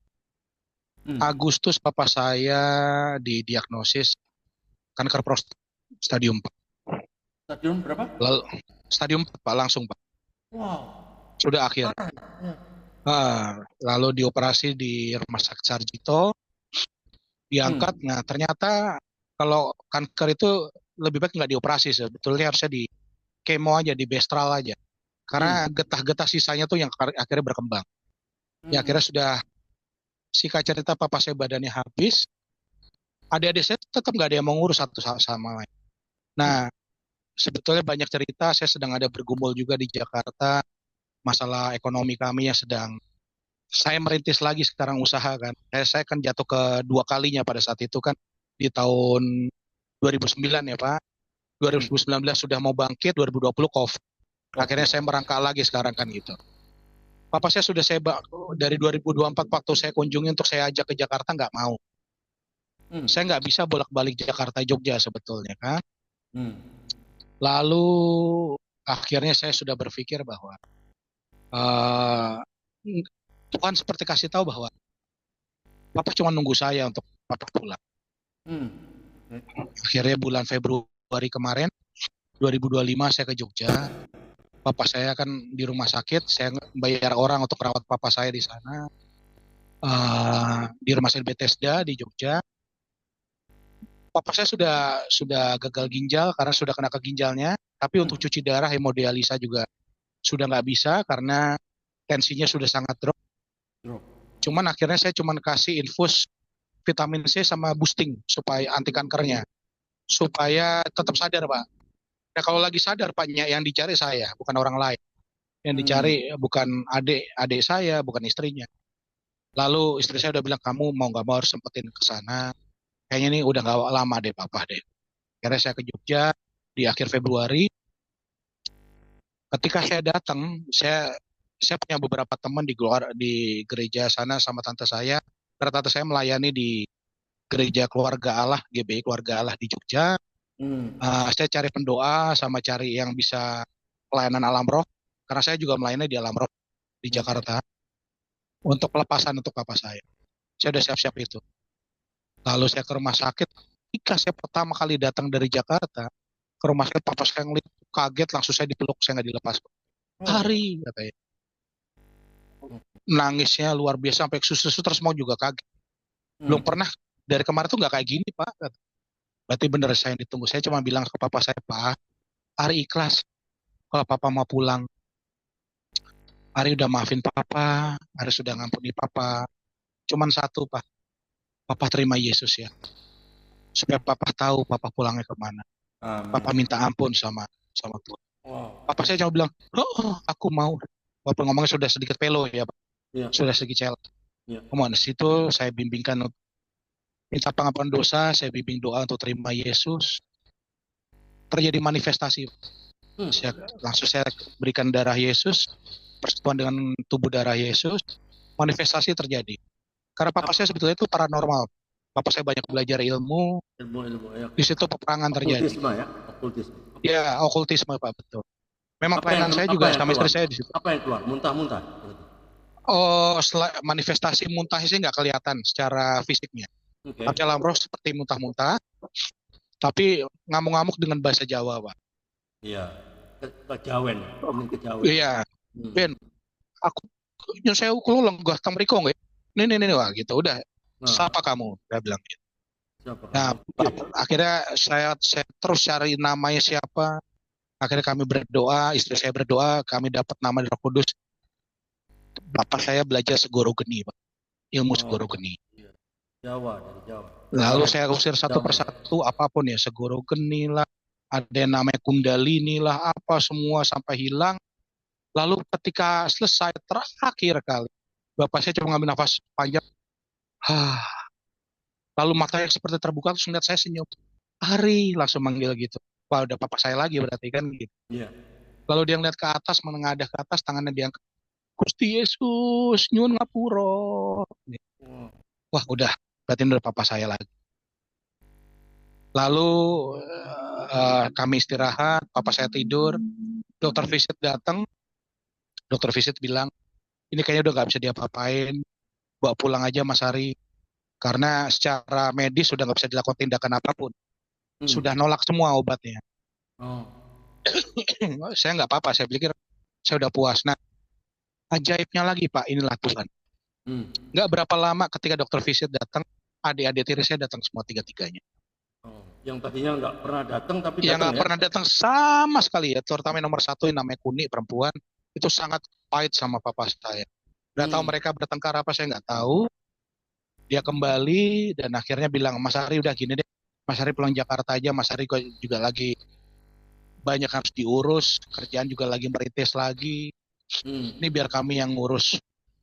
Tapi kami mau ngurus dengan cara Islam. Saya pikir nggak apa-apa. Yang penting rohnya, saya udah tahu, saya udah terima ya. Mau cara apa, saya cuma bilang sama diri, ya gitu dong. Kalian kalahkan ego kalian, apapun, nggak ada yang namanya bekas bapak. Ini papamu loh. Walaupun ini papaku, ini papamu. Kalau kamu bilang kamu sakit hati sama papa, kalau mau kamu pikir lebih sakit hati saya daripada kamu. Kehidupan saya dari kecil seperti apa, tapi saya bisa mengampuni papa. Kenapa kalian nggak bisa? Seperti apa salahnya papa sama kalian? Toh hidup kalian enak kok semua sekarang. Yaudah Mas, saya yang cari makamnya. Akhirnya itu tanggal 5 Maret kemarin, saya pulang ke Jakarta. Tanggal 8 Maret jam 15.25, papa saya kembali ke rumah bapak. Papa saya meninggal. Iya. Okay. Tapi saya udah tahu pulangnya kemana. Udah itu aja Pak. Amin. Itu terakhir. Luar biasa. Jadi yang penting adalah jiwanya kembali ke tempat yang tepat. Mau tubuh jasmaninya mau dibakar, mau dibuang ke laut. Nggak penting, ya nggak? Itu tubuh yang fana, nanti akan digantikan oleh tubuh kemuliaan, betul ya? Betul. Ini luar biasa ini, kesaksian hari ini ya oleh Pak Ari, bagaimana kembali bapaknya bisa menerima ya Yesus adalah satu-satunya Tuhan dan satu-satunya Juru Selamat. Memang proses ini tidak mudah. ada training center yang Pak Ari masuk, ada ibunya. Sedikit lagi Pak, kalau Oke. boleh saya saksikan dikit lagi. Ya, oke. Tahun 96 Januari, silakan. saya kan tinggal sama mama saya tuh, Januari 96 ya. Oke, Saya udah kuliah 95-nya. oke. Nah, mama saya tuh di Jogja ngomong, pagi saya mau berangkat ke gereja. Saya masih Katolik ya 96 waktu itu. Ya, Mah, saya hari ke gereja ya. Mama nggak usah ikut dulu, mama di rumah. Nanti tolong kalau kamu lewat UGM, kalau pagi itu Pak hari Minggu, di UGM tuh suka ada jual lontong opor Pak. Mama oke. saya suka lontong opor itu, saya minta belikan saya. Nanti kita makan siang bareng. Iya baik Ma. Saya bawa pulang sampai rumah, mama saya kasih wejang. Ri, mama ngerasa umur mama nggak panjang, nggak lama lagi. Wow. Kalau misalnya kamu nanti jadi orang, kamu sudah lulus, kamu sudah nikah, ingat mama selalu ada dekat kamu. Saya cuma bilang sama mama saya, mama ngomong apa sih? Kok ngomong kayak gitu? Gitu. Udah, mama tahu, mama sudah tahu kapan waktunya mama. Nah, satu pesan mama, kamu harus ampunin papa. Yes. Ini awalnya Pak. Oke. Itu tahun 96. Waktu itu Papa belum kembali ya? Belum kembali ya? Belum. Masih di awang-awang lah ya? Oke. Iya. Oke. Ya, menarik ini. Oke. Sebrengsek-brengseknya papa, sebajingan-bajingannya papa, itu papamu. Amin. Kamu harus bisa ngampuni dia. Pengampunan. Itu satu-satunya. Kalau kamu tidak bisa ngampuni dan kamu tidak jadi orang besok, jangan salahin papa mama. Itu pilihan hidupmu. Yes. Untuk kamu menyimpan satu kepahitan dalam hidup. Oke lah, saya bilang gitu. Saya cuma bilang oke lah. Malam hari Pak, mama saya langsung pendarahan. Langsung nggak bisa ngomong. Kami bawa ke rumah sakit. Itu hari Minggu kan Pak. Rabu pagi, mama saya cuman di rumah sakit pakai oksigen sama infus. Lalu bilang sama saya, Ri, mama mau melon, tolong beliin melon. Di situ ada tante saya sama dua-duanya, tante saya ada dua. Saya pergi. Lalu ketika saya pergi, mama saya cuma bangun lihat ke tante saya karena kamar rumah sakit mama saya tante saya duduk di teras lihat ke dalam, mama saya cuma dada-dada ke tante saya, dibuka infusnya sama oksigennya, lalu lihat ke atas senyum langsung nggak ada saat itu. Jadi begitu enaknya ketika kita terima Tuhan, kesimpulannya adalah ketika kita kenal Tuhan, ketika kita sahabatan karib dengan Tuhan, Tuhan pun akan memberitahu kapan kita harus pulang. Amin. Ya. Ketika kita bisa mengikhlaskan segala sesuatu yang membuat kita pahit dalam hidup, Tuhan akan kasih tahu sedetail-detailnya hidup kita seperti apa. Yes. Itu yang saya alami sampai sekarang. Yes. Ya. Jadi kekhawatiran kita tidak akan menambah satu hasta pun dalam kehidupan kita. Yes. Betul. Kesusahan hari ini cukuplah hari ini. Cukuplah untuk sehari. Jadi ya, itu kuncinya. Ya. Oke. Itu yang boleh saya sharingkan, Pak. Ya. Terima kasih ya, luar biasa ya. 1 menit. Kesaksian dari Pak Ari ya. Luar biasa. Pak Andre Sebentar. Pelan-pelan. Nanti saya akan kasih waktu. Bentar. Kita harus belajar dari kesaksian ini ya, bahwa ketaatan dan relasi sehingga tidak ada kepahitan ya, sesuai dengan apa yang disampaikan oleh ibunya Pak Ari. Kamu harus mengampuni papamu ya, itu yang sudah dilakukan dan ternyata Tuhan memberikan waktunya kapan dia akan dipanggil pulang. Contohnya setelah papanya bertobat dan menerima Yesus sebagai Tuhan dan Juru Selamat, dia pun dengan tenang bisa sampai ya kepada final destination. Ibunya juga begitu, yang sudah dari awal memang ada relasi yang telah dibentuk, itu teladan kepada Ari kecil waktu itu. Ya, Ari kecil kan nggak tahu waktu itu, tapi dia melihat bagaimana hubungan relasi mamanya intens sekali dengan Tuhan. Nah, di situ keteladanan itu betul-betul membekas sampai masuk alam bawah sadar. itulah yang saya tangkap di kehidupan kesaksian dari Pak Ari ini. Luar biasa. Sehingga bapaknya endingnya bisa terima Tuhan Yesus. Mamanya sudah dengan legowo bisa lepas dari penderitaan lewat kanker dan segala macam. Tidak penting itu. Tidak penting itu. Yang penting kehidupan kekal. Oke, saya beri waktu untuk Ibu Ria dari Italia. Ya, terlambat masuk. Jadi apa yang mau ditanya? Nggak tahu ceritanya ini. Ya, silakan. Ya, terima kasih Pak Andre. Ya, memang minta maaf saya terlambat masuk, tapi saya ambil yang bagian belakangnya aja ya, cerita belakang yang saya nangkep. Nah, jadi saya mau bertanya, apakah adiknya yang 3 orang itu menerima Kristus sebagai juru selamat? Terus yang kedua, kita bisa dapat pelajaran, apakah kalau kita nggak ada akar pahit sama orang-orang, terus ujian ada begitu, di manakah salah kita? Nah, itu aja. Tuhan berkati. Oke, silakan Pak Ari. Tertutup mikrofonnya. Ya. Maaf, tadi Ibu siapa? Ibu Ria. Ibu Ria bisa dimunculkan kameranya, karena Bu Ria kan nggak kenal. Ya. Pak Ari kan nggak kenal Bu Ria. Kalau boleh, kalau tidak berkeberatan. Iya, di sini masih pagi hari. Ya nggak apa-apa lah, pagi hari mau malam hari, kenapa tidak? Nggak ada masalah, itu bukan alasan lah. Come on, kalau mau dibuka silakan. Kalau berkeberatan ya nggak usah. Bilang aja berkeberatan, nggak usah alasan malam siang, nggak usah. Kalau berkeberatan nggak apa-apa. Silakan, Pak Ari mau dijawab. Iya, maaf, masalah privacy. Ya, oke. Jadi gini Ibu Ria, adik tiri saya itu karena papa saya nikah lagi dengan orang yang agamanya sama kayak papa saya, yaitu Kedar Islam. Jadi karena mereka menikah justru karena disetujui dari keluarga papa saya. Jadi adik saya itu belum menerima Tuhan sebagai menerima Yesus, tapi karena mereka juga berteman dengan saya dan kami tidak ada gap, tidak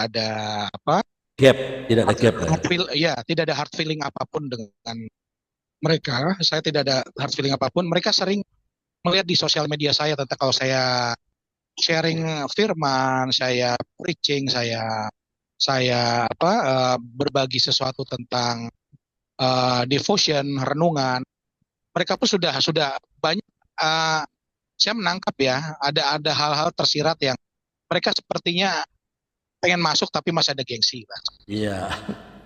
Tapi itu biar Tuhan yang bekerja. Amin. Saya nggak bisa berbuat apa karena Tuhan yang pilih kita, bukan kita yang pilih Tuhan. Yes. Yohanes 15:16. Iya. Kedua, bukan berarti masalah kepahitan kalau kita sudah mengampuni kita tidak punya masalah, enggak. Iya. Tuh kalau kita punya masalah itu sebetulnya kalau percaya enggak Bu? Dengan ada yang masalah, sebenarnya di situ ada Tuhan. Iya. Justru kalau kita nggak pernah punya masalah, di situ belum tentu ada Tuhan. Iya. Masalah itu masalah ketika kita ada di dalam satu masalah. Dan Tuhan izinkan masalah itu terjadi dalam hidup kita. Berarti Tuhan ada di situ. Amin. Firman-Nya ada itu. Karena kenapa? Tuhan senang ada masalah supaya karena Tuhan senang kita dekat sama Tuhan. Yes, relasi. Betul. Misalnya kalau kita ada masalah, kita dekat sama Tuhan. Nah, relationship itu dibentuk. Nah, kenapa ada masalah? Walaupun kita sudah mengampuni, Tuhan sebetulnya kepengen kita itu bertransformasi dari versi kita yang lama menjadi versi kita yang baru. Tapi terkadang ketika kita proses transformasi itu terjadi dalam hidup kita masih memakai pola pikir kita yang lama, Bu. Yang membuat kita itu tidak berubah menjadi versi kita yang baru. Yang sudah benar-benar mengampuni, sudah benar-benar rela, ikhlas melepaskan diri kita yang lama. Itu, Bu. Nah, kalau itu masih ada prosesnya dan kita masih berproses, berarti ada yang belum beres. Amen. Apa itu? Mungkin Ibu hanya Ibu sama Tuhan yang tahu. Oh, begitu. Coba Ibu cari tahu, minta Tuhan kasih tahu. Pasti tahu. Dan terima kasih. Dan pertanyaan terakhir, apakah sekarang Bapak sudah jadi pendeta? Belum Bu, saya belum pendeta Bu, saya orang biasa. Dua hari Saya hanya melayani saja. Saya hanya hamba Tuhan, hamba orang biasa. Tapi saya nggak tahu Tuhan percayakan banyak. Maksudnya Gimana? melayani memberitakan firman di mana saja. Karena kami punya komunitas Bu. Saya ada komunitas di gereja namanya Men in Christ. Jadi kita digilir untuk belajar untuk bisa sharing firman. Amin. Karena sebetulnya esensinya untuk kita ikut Tuhan apa sih? Pertama kita tidak kenal Tuhan, lalu kita kenal Tuhan. Setelah kita kenal Tuhan, kita didoakan. Setelah kita didoakan, kita mendoakan. Setelah kita mendoakan, kita doa untuk setiap orang.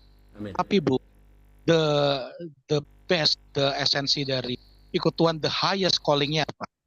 Sebetulnya kalau Ibu mau tahu adalah bagaimana kita menjadi orang, menjadi jawaban doa buat setiap orang. Yes. Jadi dari didoakan, mendoakan sampai kita menjadi jawaban doa. Jawaban doa bukan berarti kita harus menjadi orang kaya, tapi apa yang kita miliki kita bisa bagikan.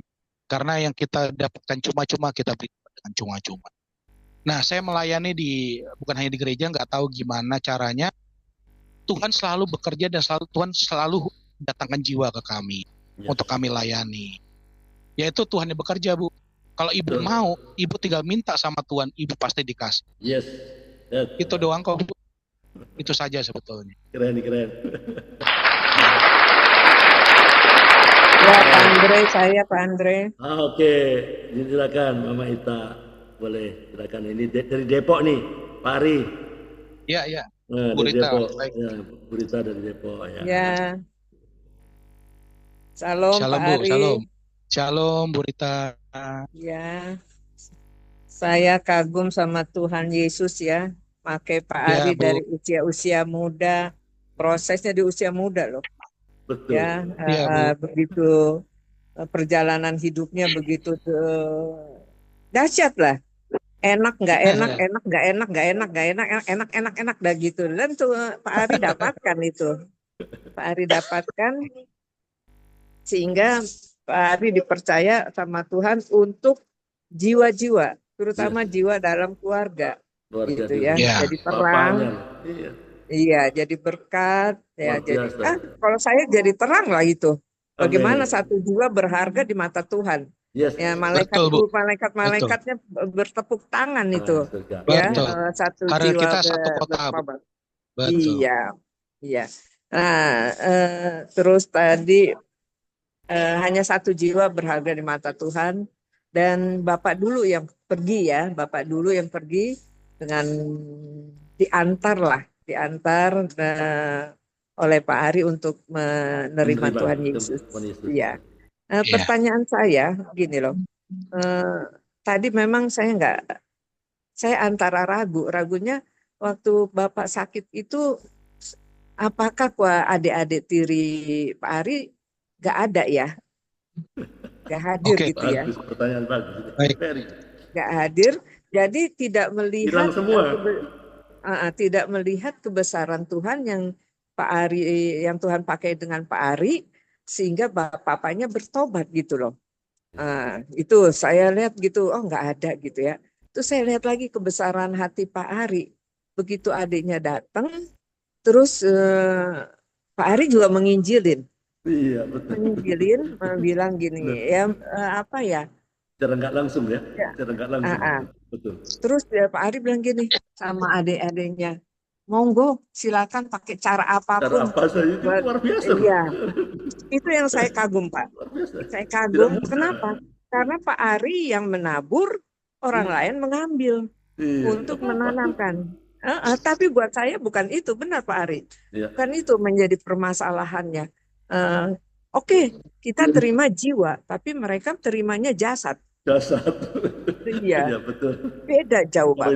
Beda jauh, benar itu ya. Jadi di situlah yang saya kagum bahwa Pak Ari pakai kualitas Tuhan yang Tuhan percayakan ke Pak Ari ya, Amin. Ya, kepercayaan. Terus udah Pak Ari pulang, diserahkan itu jasad. Mau diapain terserah. Menarik betul. Jasad. Jadi saya aja bilang, oh Tuhan Yesus, ini suatu pengetahuan loh. Ini pengetahuan yang jarang terjadi. Ya, mudah memang. Jarang terjadi. Biasanya kan rebutan, ya enggak? Rebutan. Dapat rebutan. Tapi Pak Ari akhirnya turun pulang. Oke, ambil aja. Iya. Nah, akhirnya saya perhatikan. Iya. Jadi saya kagum sama Tuhan Yesus itu memberi hati Bapa ke Pak Ari. Hati Bapak ke Pak Ari, sehingga saya nggak ada pertanyaan bahwa saya mengagumkan Kristus Yesus itu yang membuat Pak Ari begitu dahsyatnya. Tuhan pakai bahkan menyembuhkan orang sakit, bahkan begitu ya. Memang punya hati Bapak itu gak gampang. Proses itu, prosesnya pemurnian itu pahit sekali Pak Ari. Pahit. Baptis sapi, Bu. Iya, pengorbanannya banyak sekali ya. Tapi memang kalau kita belum nyebrang ke Tuhan bilang Yerusalem dulu dibenahin, ya Tuhan kita harus ke Yerusalem. Jangan kita berangkat dulu ke Yudea. Betul, Yerusalem harus dibetulin dulu. Nah inilah saya belajar dari Pak Ari bahwa keikhlasan, keikhlasan, terus pengampunan, dan ketaatan dan dengar suara Tuhan itu ada sama itu. Jadi saya sangat diberkati sekali dengan pengalaman Pak Ari yang boleh dikatakan untuk hidup aja jatuh bangun. Betul. Untuk hidup loh jatuh bangun. Tapi apakah kita lihat kita dibikin sulit dengan kemiskinan? Enggak. Kita dikasih hati yang berjiwa besar. Betul. Hati yang menerima, hati yang ikhlas, hati yang itu. Jadi ya saya memberkati sekali Pak Ari dengan keluarga. Amin. Untuk Tuhan Terima kasih Bu. Lebih lagi. Amin. Ya. Iya itu aja Pak Andre. Okay. Saya terima kasih Bu. Saya pamit juga nih Pak Andre karena lagi di rumah sakit ini. Oh, di rumah siapa yang sakit? Siapa sakit kan? Saya mau terapi lutut. Oh, ya oke. Terapi lutut Terapi ya. lutut. Oke, terima kasih. Terima kasih Mama Ita. Terima kasih. Ya, Pak Ari, salam ya buat keluarga. Sama-sama Bu, Tuhan berkati. Tuhan berkati juga. Iya. Ya, tadi saya lihat ada Bu Ariance kan, mau bertanya kan? Bu Ariance udah keluar. Pak Gibson, Pak Tamu Polon baru masuk. Ada terlambat Pak, nggak ada tahu ceritanya. Oke, saya tutup aja kalau nggak ada yang bertanya, karena ini ada lagi yang mau ditanyakan dari kesaksian Pak Ari. Saya boleh kasih kesempatan satu orang. Bu Ati kan? Bu Ati mau bertanya. Oke, silakan satu orang ya. Silakan. Habis itu kita tutup. Silakan Bu Ati. Ada yang mau ditanyakan? Iya Kak. Oke, silakan. Terima kasih Pak. Ini Ibu Pendeta Ati dari Ambon ini, Pak Ari. Iya Bu. Salam Bu Ati. Iya, salam kenal, salam ketemu Pak Ari. Salam kenal Bu Ati. Kesaksiannya luar biasa ya kalau dijangkau oleh kita-kita yang lain yang saya lihat ya endingnya di kesabaran Ibu. Amin. Kemudian kesabarannya Pak Ari sebagai seorang anak laki-laki. Bertumbuh dalam keadaan yang sangat ya menekan ya. Kalau dibandingkan dengan anak-anak zaman sekarang, tunggu dulu nanti saya dewasa dulu baru saya balas Bapak itu bagaimana. Seperti itu, tapi kan enggak. Nah, yang saya lihat ya, Pak Ari pertama belajar ngaji, ya, sholat ya 5 waktu. Kemudian ya jadi mudika Katolik, kemudian lagi dibaptis di gereja lain, ya oke, itu berarti bahwa proses Tuhan untuk lebih dewasa lagi menanggapi persoalan atau keadaan hidup yang terjadi. Yang saya ingin tahu dari Pak Ari ya, ketika kesabaran Ibu yang begitu luar biasa ya, mendalam sekali itu menyimpan kesakitan Pak. menyimpan kesakitan dalam hati yang tidak terungkap, sehingga Pak Ari lihat ibu baik-baik saja ya, Betul, Bu. sembunyikan Menyembunyikan perasaannya. Iya, seperti itu seorang ibu. Tapi nggak tahu bahwa itu penyakit yang sementara tersimpan itu. Iya, Nah, betul, Bu. iya, dalam keadaan seperti itu, nanti akhir dari kehidupan ibu minta Pak Ari harus mengampuni Bapak. Iya, betul. Mengampuni Bapak. Kemudian, sebelumnya itu Bapak menikah lagi ya? Menikahnya itu justru ketika saya baru berumur SMP itu, yang saya ketemu papa saya itu langsung menikah itu. Iya Pak. Ya saya ketemu di Pasaraya itu. Pasaraya itu yang beli make up itu, Bu. Yang saya lihat di situ menikah karena atas persetujuan keluarga Bapak. Iya, karena sama-sama agamanya sama. Jadi Beda. mereka menyetujui. Berarti di Salatiga. Selama itu hubungan keluarga Bapak sama Ibu gimana? Kurang bagus. Jadi ibu saya berusaha mendekat ke keluarga Papa, tapi di sana seperti di underestimate kan lah, istilahnya dianggap remeh lah. Iya. Kalau misalnya kita makan keluarga ngumpul, misalkan keluarga dari papa saya keluarga mampu semua, terus terang keluarga mampu semua. Jadi kalau ibu tahu kayak bintang film lama Tuti Indra Malaon, almarhum, ya itu sepupu papa saya. Rini S. Bono itu sepupu papa saya. Terus kayak Krisdayanti Yunisara itu ibunya itu masih keluarga kami, Bu, dari Jawa Timur kan, dari keluarga papa. Malang, ya. Iya betul, kan bapak saya Surabaya. Iya betul. Jadi keluarga semua itu. Jadi kalau Lebaran kita open house juga ngumpul. Nah, cuma kalau dari mama saya selalu di underestimate kan gitu, karena memang kita berbeda. Tapi justru berbeda ini sebetulnya adalah kan kita udah tahu kalau Tuhan pun datang ke dunia juga sudah ditolak. Seperti apa Tuhan udah kasih teladannya. Amin. Gitu loh. Amin. Jadi bukan berarti kita ditolak di dunia itu kita ditolak di surga. Justru kita yang punya kerajaan surga.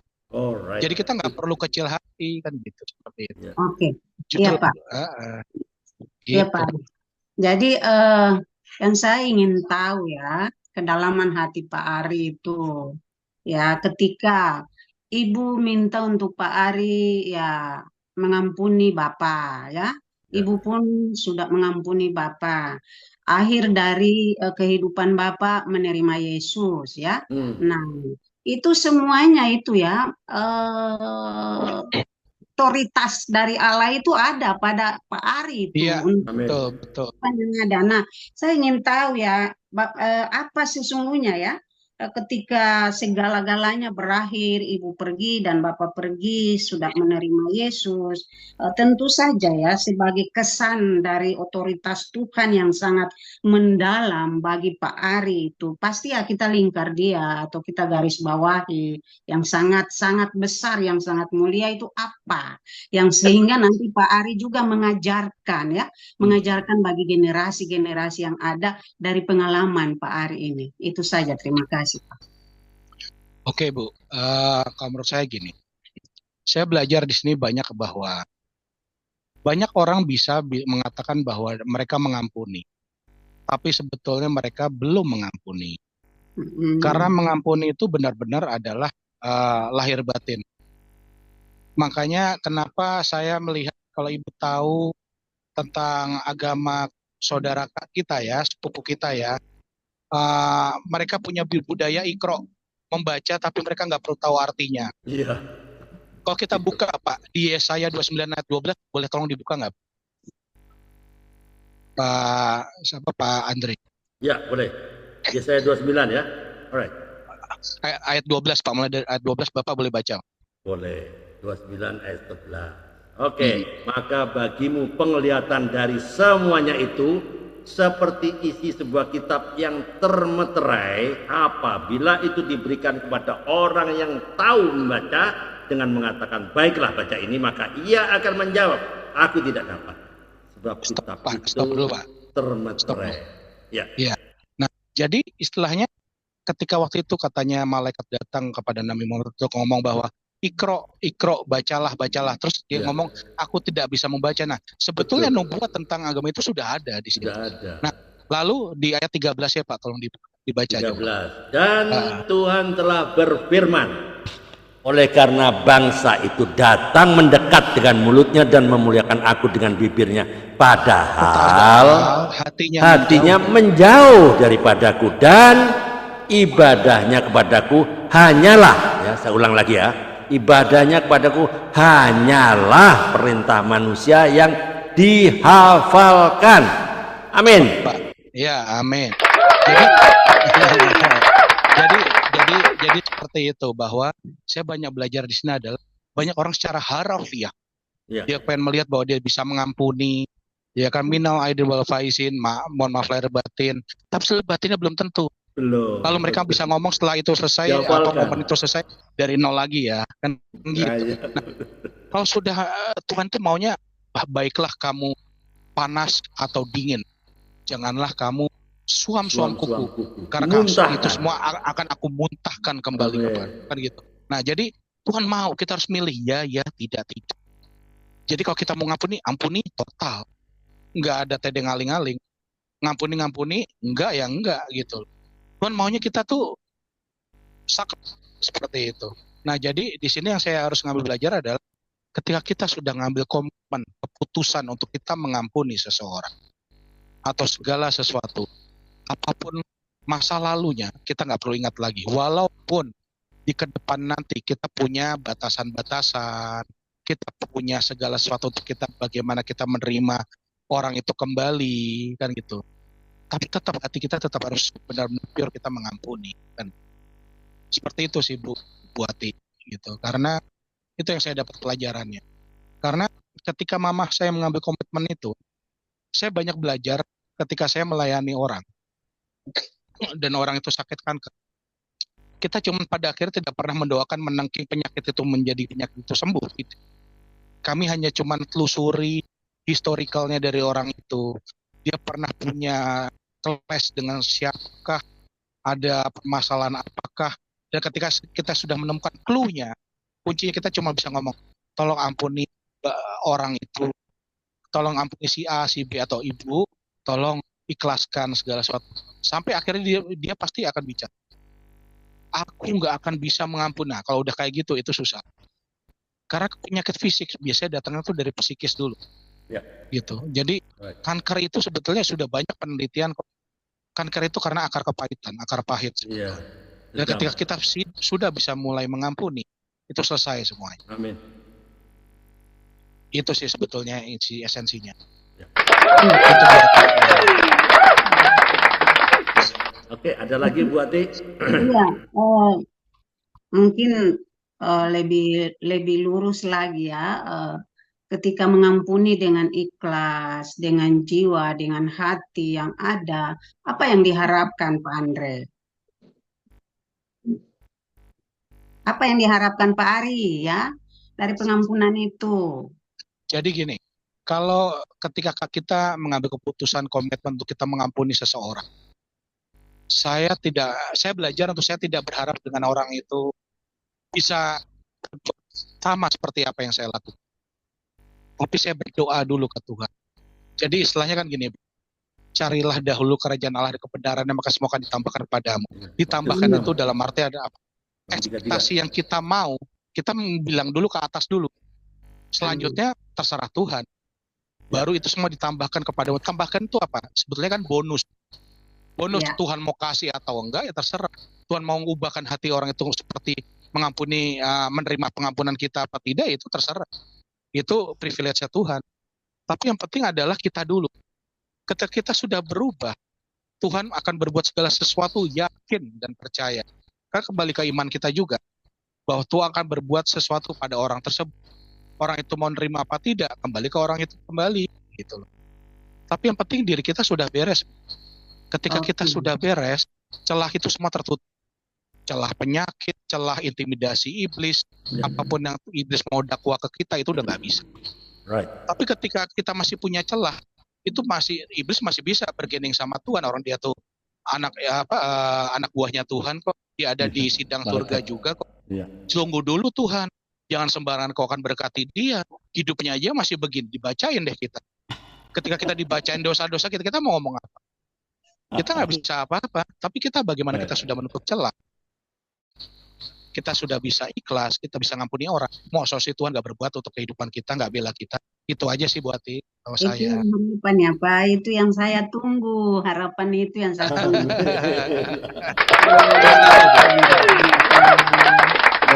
Pak Andre, saya mau tanya firman Tuhannya.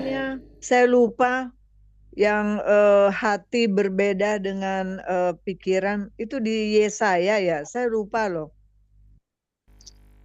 Jadi tadi Pak Andre udah bacakan, saya jadi lupa. Yesaya 29, 12. Yesaya 29, 11, 13. Yesaya 29, 12, 13. 12, 13. Terima kasih. Lanjut. Ya, oke. Saya kasih ini Pak Gibson mau bertanya kah? Halo? Pak Andre? Ya, Pak Gibson mau bertanya. Terlambat masuk ya Pak Gibson.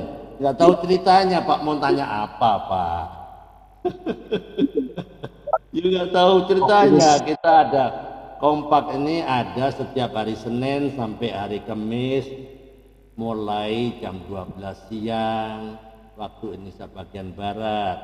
Kalau masuk sudah jam 12 lewat, sudah hampir jam 1. Kira-kira mau tanya apa Pak Gibson? Iya, saya ingin bertanya. Maaf sebelumnya karena keterlambatan saya tadi masuk. Ya terlambat Pak, kita sudah mulai jam 12. Ya silakan. Satu pertanyaannya Ibu ya, satu pertanyaan.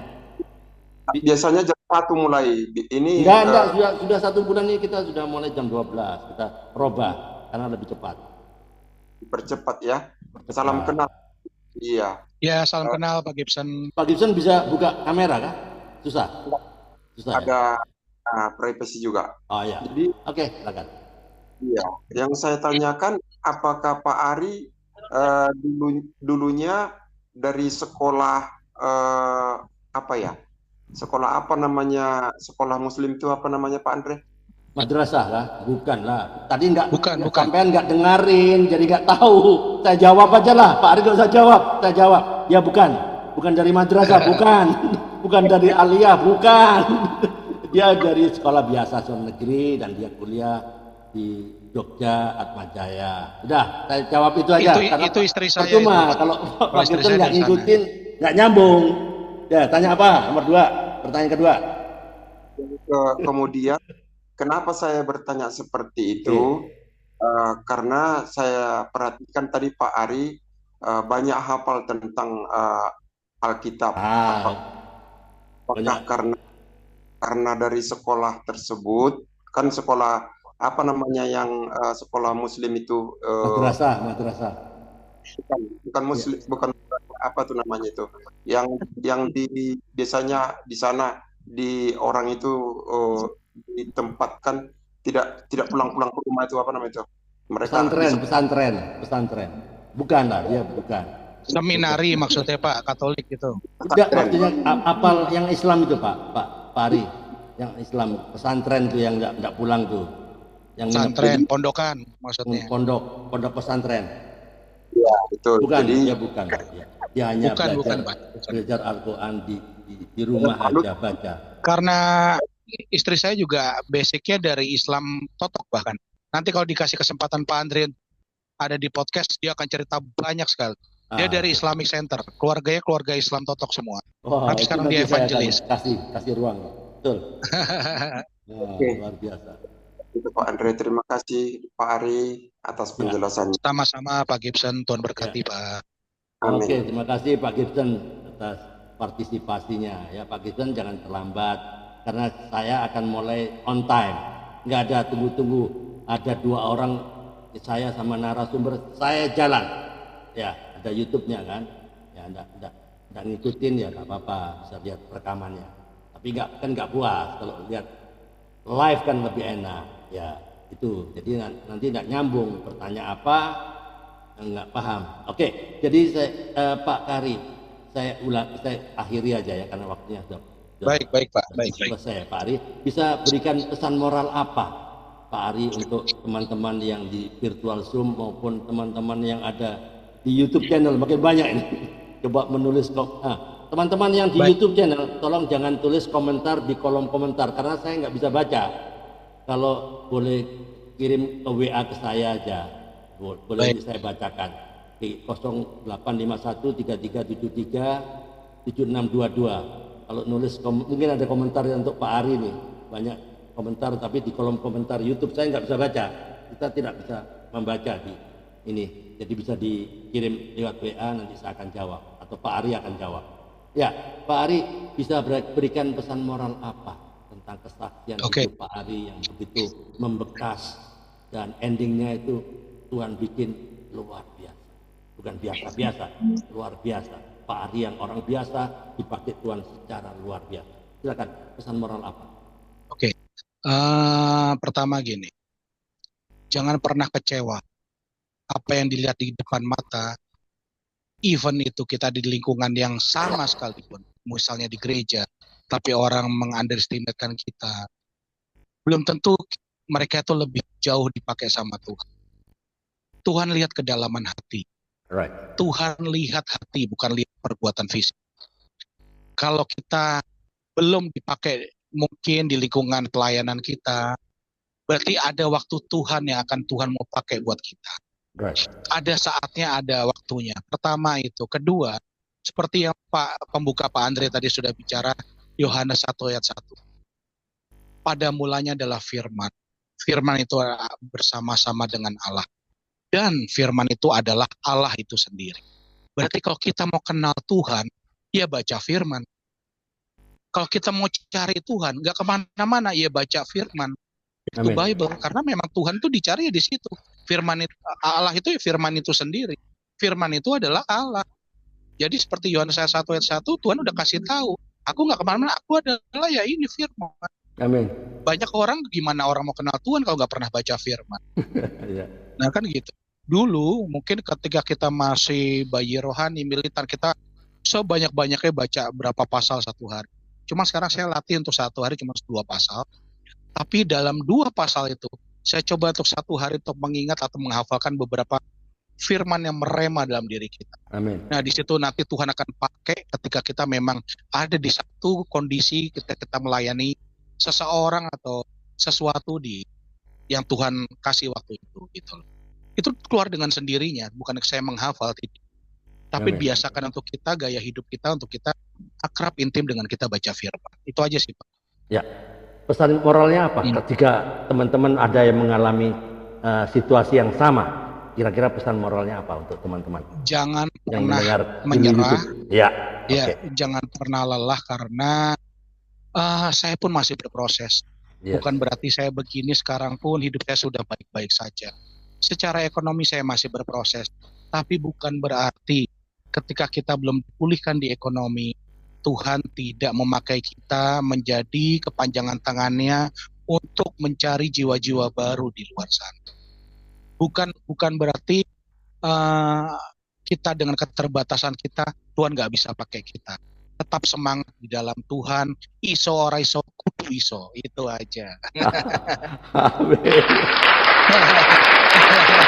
Luar biasa nih, Pak Ari ini banyak bahasa Ibrani tadi ya. Iya, bahasa Ibrani. Bahasa Ibrani itu. Iya. Bercanda. Bahasa Jawa lah. Iya. Ya.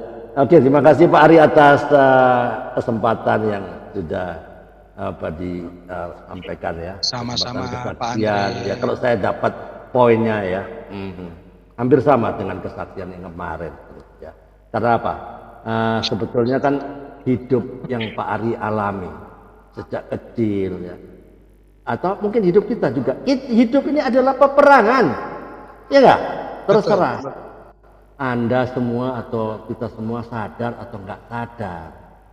Suka atau tidak suka. Your life is a battlefield. Ya enggak? Hidup kita adalah battlefield, peperangan. Ya. Jadi di dalam peperangan itu kalau mau menang butuh semangat, ya dong, seperti Pak Ari tadi. Ya. Nggak semangat, nggak langsung, oh bapak saya ngawur-ngawur terus saya ngawur-ngawur, enggak, tapi tetap dia. Itu yang saya dapatkan ya. Kalau perang nggak punya semangat, Itu apa namanya? Kalah sebelum bertanding, kalah sebelum berperang, ya enggak? Nah, bahkan teman-teman ya, bagaimana ya kalau kita baca satu ayat bagaimana cara Tuhan itu bangkit menghadapi musuhnya. Nanti di Yesaya 42 ayat 13 ya. Lihat, Tuhan sendiri loh ya. Tuhan keluar berperang seperti pahlawan, seperti orang perang. Ia membangkitkan semangatnya untuk bertempur. Ia bersorak, ia memekik terhadap musuh-musuhnya. Ia membuktikan kepahlawannya. Inilah yang saya dapatkan ya. Ini bukan bicara soal manusia. Ini Tuhan. Ulang lagi dong firman-Nya. Ulang lagi dong yang Tuhan nanti berperang. di YouTube ada, di YouTube nanti ada. Okay. Ya. Yes, ya, yes. Yesaya 42 ayat 13. Yesaya 42 ayat 13 ya. Ya, inilah cara Tuhan ya. Tuhan keluar berperang seperti pahlawan. Itu Tuhan membuktikan untuk seperti dia mencontohkan. Jangan keluar berperang seperti pecundang. Seperti kalah lah, bapak saya sudah gini kok, aku ngapain, kan gitu.